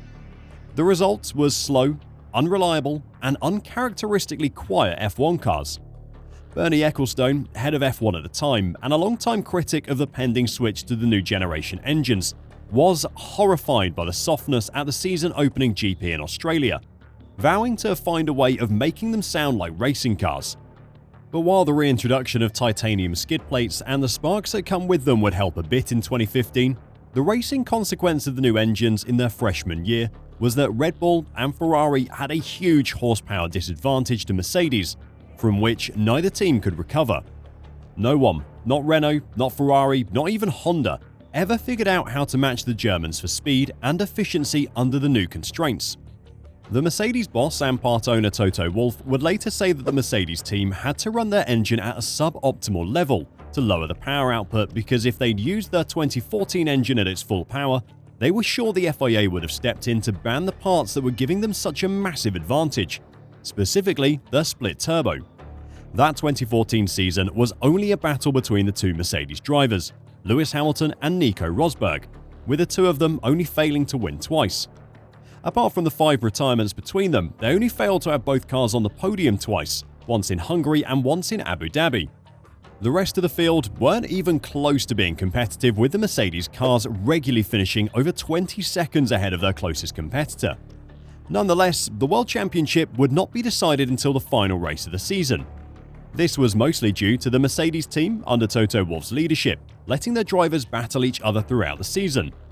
As the cars lined up for the Abu Dhabi Grand Prix, the final race of that season, Lewis Hamilton led Nico Rosberg by 17 points, but with double points on offer at the final race of the season, one of the stupidest rules ever introduced in Formula 1, all was to play for.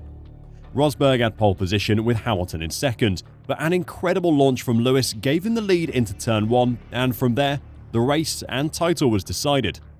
A loss of electrical power in his engine would leave Rosberg unable to do anything, and eventually, the German would finish the race in 14th, out of the points and out of the fight for the World Championship. 2015 would follow a similar story, with Mercedes utterly dominating and Hamilton taking a well-fought victory over his teammate in the Drivers' Championship. But in 2016, things didn't quite go the Brits' way. If it wasn't for the rivalry between Hamilton and Rosberg, the early years of the turbo hybrid era would likely have been some of the most boring in the sport's history, but their ever-fracturing relationship led to some excellent on-track battles, and in 2016, the never-ending fight for supremacy within the team really came to a head. While in the previous 2 seasons, Rosberg had never quite looked to be the match for Hamilton, 2016 started off very differently. Nico Rosberg proved that this could be his breakthrough F1 season, when he got off to a breakneck start, winning the opening 4 races handsomely. Nico stepped up his game, doubling down on fitness, with 1 kilogram of driver body weight equating to 1/10 of a second per lap, upping his simulator work and race discipline, and used those twin seasons losing to Hamilton to fuel his motivation. Rosberg dedicated his being to reaching the pinnacle of motorsport. He would later say that after seeing the work Hamilton put in away from the track, he knew he had to focus on every single aspect of his game to battle the reigning Drivers' Champion over the whole season. Staring at a huge 43-point deficit, Lewis Hamilton fought back. Spain saw one of the dramatic highlights of the season, when the duo took their aggression to the next level and collided on track, retiring both Mercedes W07s.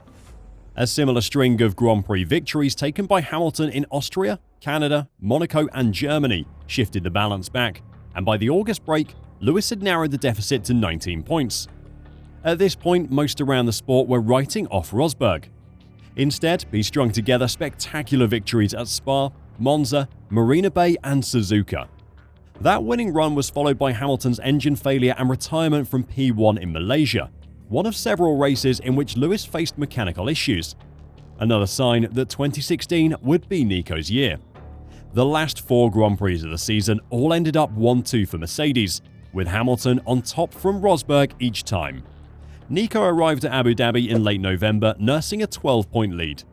He needed to at least make the podium if Hamilton won from pole position. Lewis never led by much, and in the closing laps intentionally slowed, after denying he would do so before the race, to allow other drivers to catch and pass Rosberg, despite repeated instructions from the team not to risk losing the race to Vettel, who used pit stop strategy to bring himself into P3 and was gaining quickly. The tactic failed, as Rosberg held off the other German to finish second by 0.439 seconds and win his World Championship. Rosberg called the race the most intense 55 laps of my life. A decade after debuting in F1 for Williams at the 2006 Bahrain Grand Prix, where he turned heads by setting the fastest lap, and 5 years after beating Schumacher when Brawn GP became Mercedes AMG. Nico Rosberg had proven he could race with the best. That was enough. Just 5 days later, he retired, announcing the startling decision on social media. Only the 5th Drivers' Champion not to defend his title, and the first to retire as world champion since Alain Prost in 1993. The emotional cost of a 10-month season requiring complete concentration against a teammate whom he called the benchmark of racing drivers was a price Rosberg did not want to continue paying. For 25 years in racing, it's been my dream, my one thing to become Formula 1 world champion, he explained. This season was so damn tough. I pushed like crazy in every area after the disappointments of the last 2 years. When asked if there was any chance of return, Rosberg smiled and replied, "No, definitely not. End of story, done." Valtteri Bottas would step into the Mercedes left vacant by Nico Rosberg in 2017, but was no match for Lewis Hamilton, who would bounce back from the loss of the championship in 2016 by winning the next 4 in a row with relative comfort. Sebastian Vettel in a Ferrari provided a little resistance, but Hamilton's titles were rarely in doubt. But as Mercedes dominated the sport through the turbo hybrid era, they let complacency set in. As the rest of the grid innovated their aero designs to a higher rake, Mercedes remained with their winning formula. But in F1, to stand still is to fall back. And in 2021, Lewis Hamilton would pay the price for his team's conservative development. Max Verstappen, for the first time ever, is champion of the world!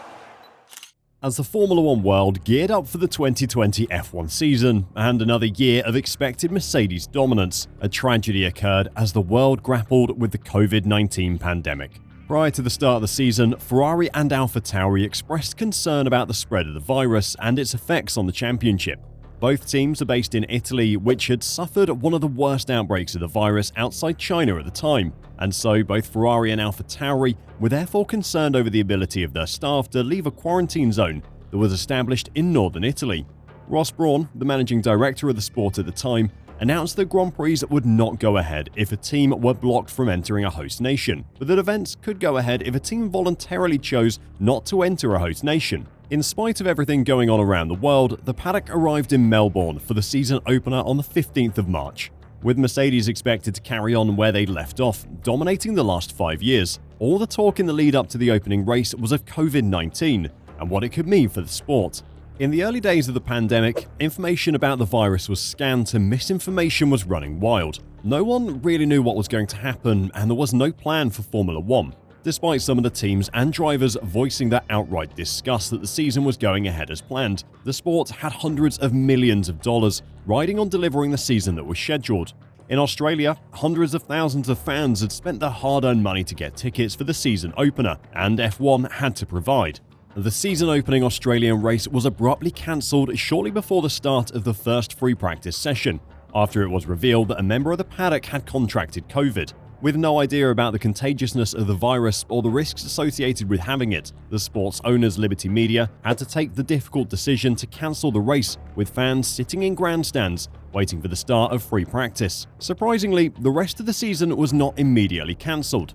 No one knew how long the pandemic would last, so instead, many races were simply postponed. As information and research revealed the features of the virus, the world began to understand that with some changes to how everything was handled, a lot of life could go back to normal.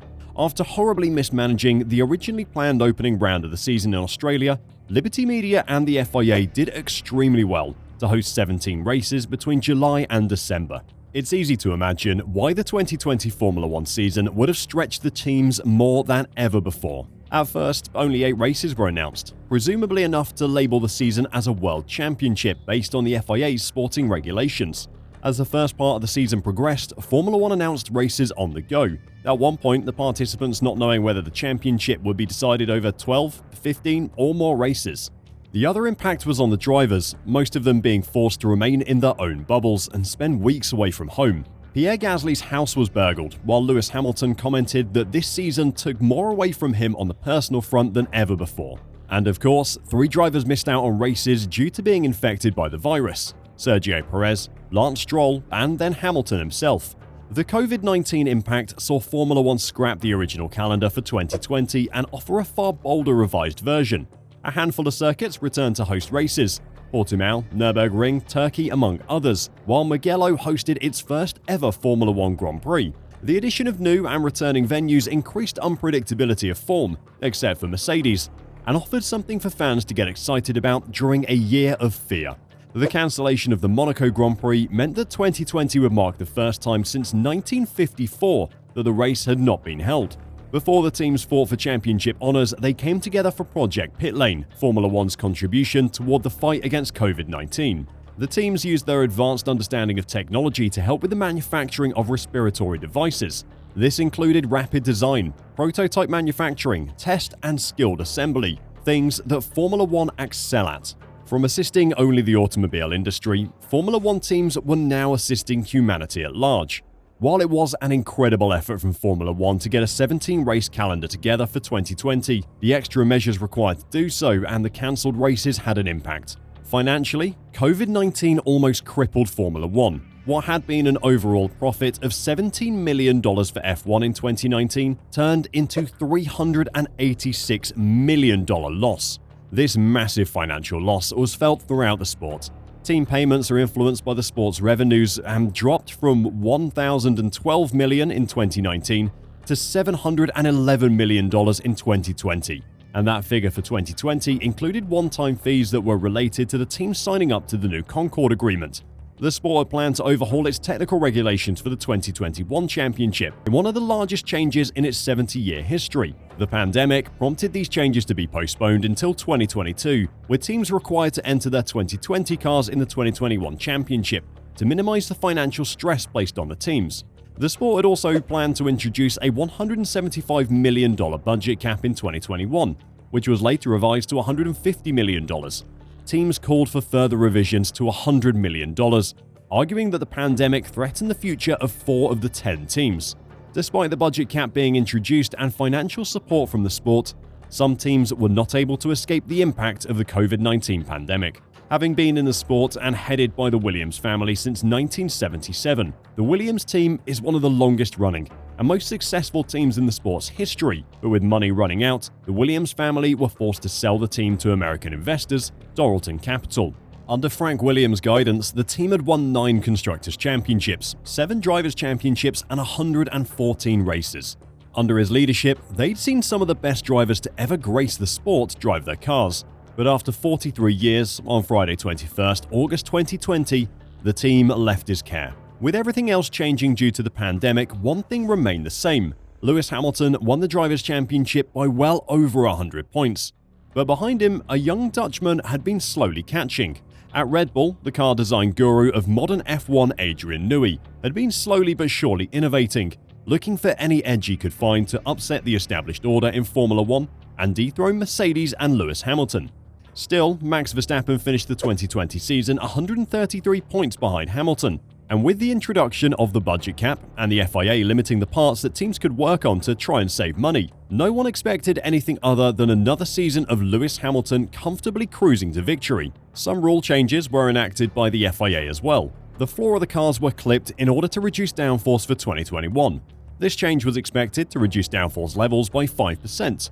Further, some slots on the edge of the floor were removed. Brake duct winglets were narrowed by 40mm and diffuser fences were narrowed by 50mm. These 3 changes reduced downforce levels by a further 5%, meaning the 2021 regulations saw a total 10% reduction in downforce. The dual-axis steering, or DAS system, developed by Mercedes in 2020 was banned starting from 2021. The DAS system allowed the driver to adjust the toe of the front wheels to optimize mechanical grip by pulling or pushing on the steering wheel. These changes made just enough of a difference that Mercedes had to innovate with their aerodynamics, something that they just weren't as good at as Red Bull. Still though, 133 points was a massive deficit to overhaul, but at the first race of the season, Red Bull gave the first indication that they might be able to manage it. After the preseason testing, it was the paddock consensus that it was Red Bull and not the winners of the last 7 titles, Mercedes, who had the better package.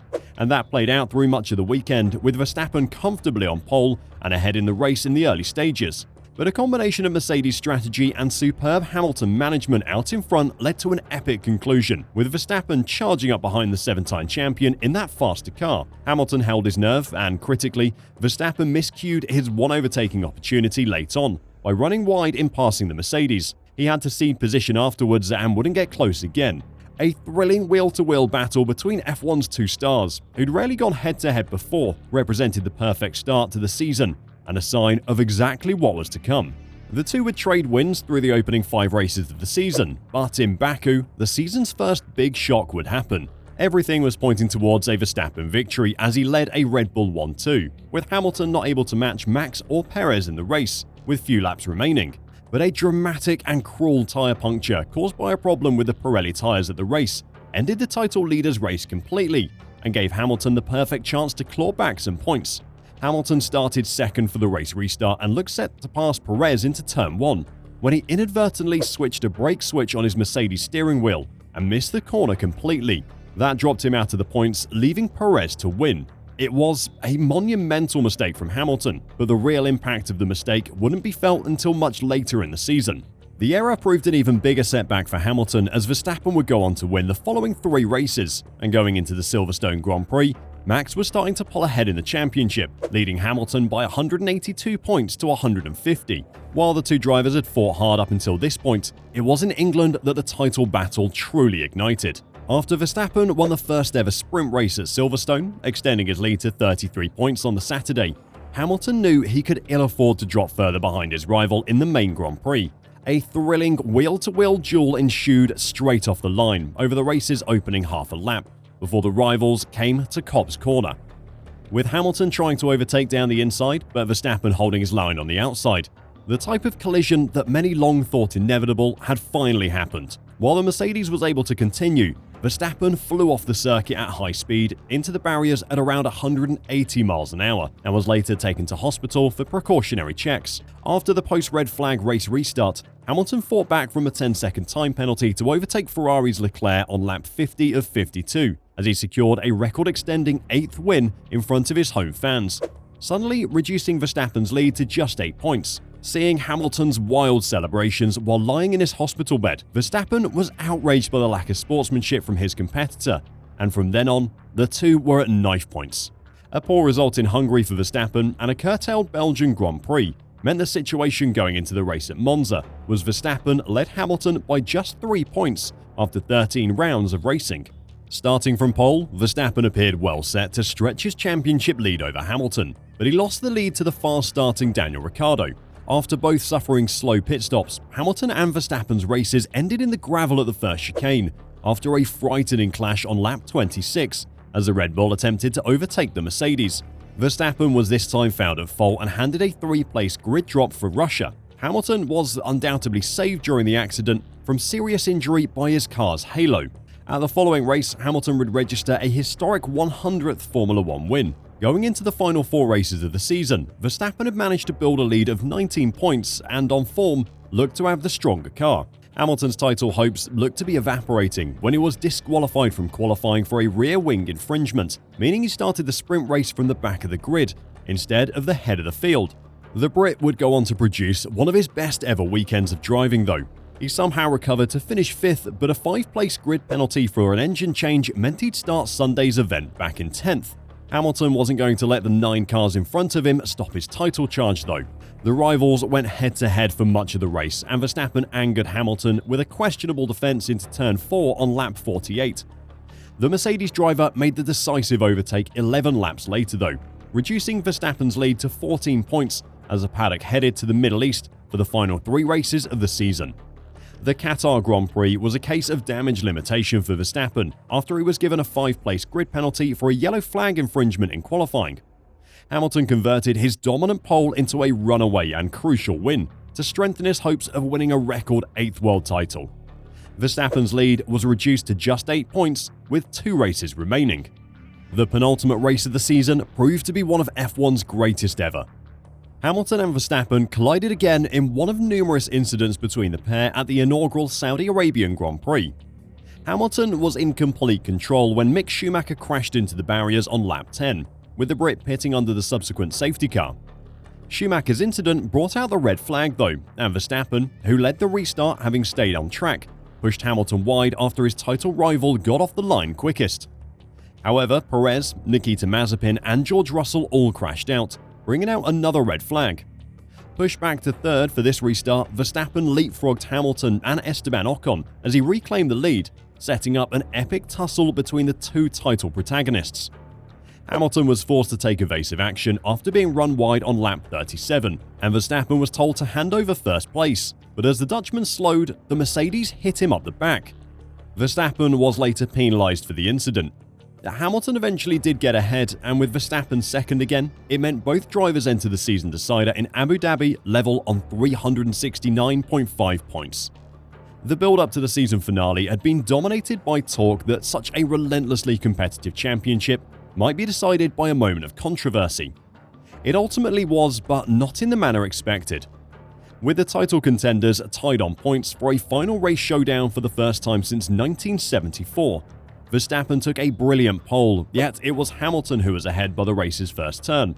And one moment of wheel-to-wheel drama later, around the opening lap aside, the Mercedes driver appeared to be firmly on course for the win that would see him become F1's first 8-time champion. But then came the lap 53 safety car for Nicholas Latifi's crash and the final lap shootout for the title. With Mercedes livid about the manner in which the end of the safety car period had ended, with only the lap cars between Hamilton and Verstappen allowed to unlap themselves, and the race then restarted at the end of that very same tour. The Red Bull on fresh tyres overtook Hamilton into turn 5, and it was Verstappen, aged 24, who was world champion for the first time. With that race win, Verstappen ended Mercedes' complete domination of 8 years of relatively stable regulations. The fallout of that late safety car period would be monumental. The Netflix series Drive to Survive had catapulted the sport into the public eye. Viewing figures were at an all-time high, and especially on social media, Formula One was booming. The decision to let through only the lapped cars between Hamilton and Verstappen so the season could end under racing conditions was not received well. Latifi, Verstappen, the race director Michael Masi, and many other members of the Red Bull team and the FIA would receive death threats over social media as Hamilton fans were incensed by what happened. Mercedes lodged 2 separate protests against the race's result. Both protests were dismissed, and Mercedes announced their intention to appeal the dismissal of the protest regarding the handling of the restart following the safety car period. A statement from the FIA acknowledged the controversy and that it was tarnishing the image of the championship and the due celebration. The statement was made after a meeting of the FIA World Motorsport Council, which was scheduled for the 15th of December 2021, and was described as extending an olive branch to Mercedes. On the 16th of December 2021, Mercedes announced that it had withdrawn its challenge to the race result. In addition, Hamilton boycotted the end-of-season FIA prize-giving ceremony, held on the 16th of December, and at the time there were questions about whether he would continue in F1. Following an FIA investigation and inquiry, Michael Masi was removed from his role as race director, being replaced by Niels Wittich and Eduardo Freitas, with Herbie Blasch appointed as a permanent senior advisor alongside Wittich and Freitas. On the 10th of March 2022, the FIA World Motorsport Council report on the events of the final race of the season was announced, and that the race director called the safety car back into the pit lane without it having completed an additional lap, as required by the Formula One sporting regulations. However, also noted that the results of the 2021 Abu Dhabi Grand Prix and the FIA Formula One World Championship are valid, final, and cannot now be changed. The controversy didn't end there though. In October 2022, the FIA published their review of the team's budgets for 2021. Red Bull had committed a minor financial breach of the budget cap of over $2 million. Additionally, Red Bull were found to have made procedural breaches. Red Bull were punished with a $7 million fine and a 10% reduction in wind tunnel testing time for a period of 1 year. Opinion on the outcome amongst F1 team personnel was divided, with Red Bull team principal Christian Horner begrudgingly accepting what he deemed to be a draconian punishment, stating that the loss of wind tunnel time could cost them between 0.25 and 0.5 seconds a lap in performance. 2022 would see the beginning of a new era in Formula One, the return of ground effect floors. Formula One's budget cap was now in full effect, and teams were more limited than ever before on how much testing they could do, both on track and in their wind tunnels and with computational models.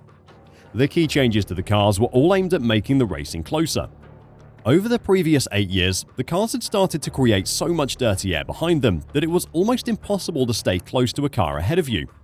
The 2022 car had two long underfloor tunnels which created a ground effect, meaning there is more suction under the car to pull it to the tarmac, while also ensuring more of the downforce is generated from under the car.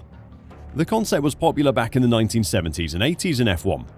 Combined with changes to the rear wing, beam wing and diffuser, a lot of the air that came off the cars went straight up, leaving relatively calm air behind. The pre-season expectation was that Mercedes would bounce back from their loss in 2021 and return to the top of the sport. After all, they've been there for the last 8 years, so why would anyone expect anything else to happen? There were 2 pre-season tests that year to help the teams get dialed in with the completely overhauled aero regulations, and at the first test, Mercedes appeared to have a relatively competitive car, which looked a lot like the rest of the grid. It quickly became apparent though that this was not the car they intended to run for the season. They had a secret, revolutionary spec of car that they were hiding for the second test. Their theory was that if they showed the rest of the grid their actual car too early, the other teams would have plenty of time to copy them, and any advantage they got from their ingenious idea would be quickly wiped out. They turned up to the second practice with a car that had incredibly slim side pods, which were quickly described as zero pods by the F1 media. While they looked revolutionary, they were not a revolution on track.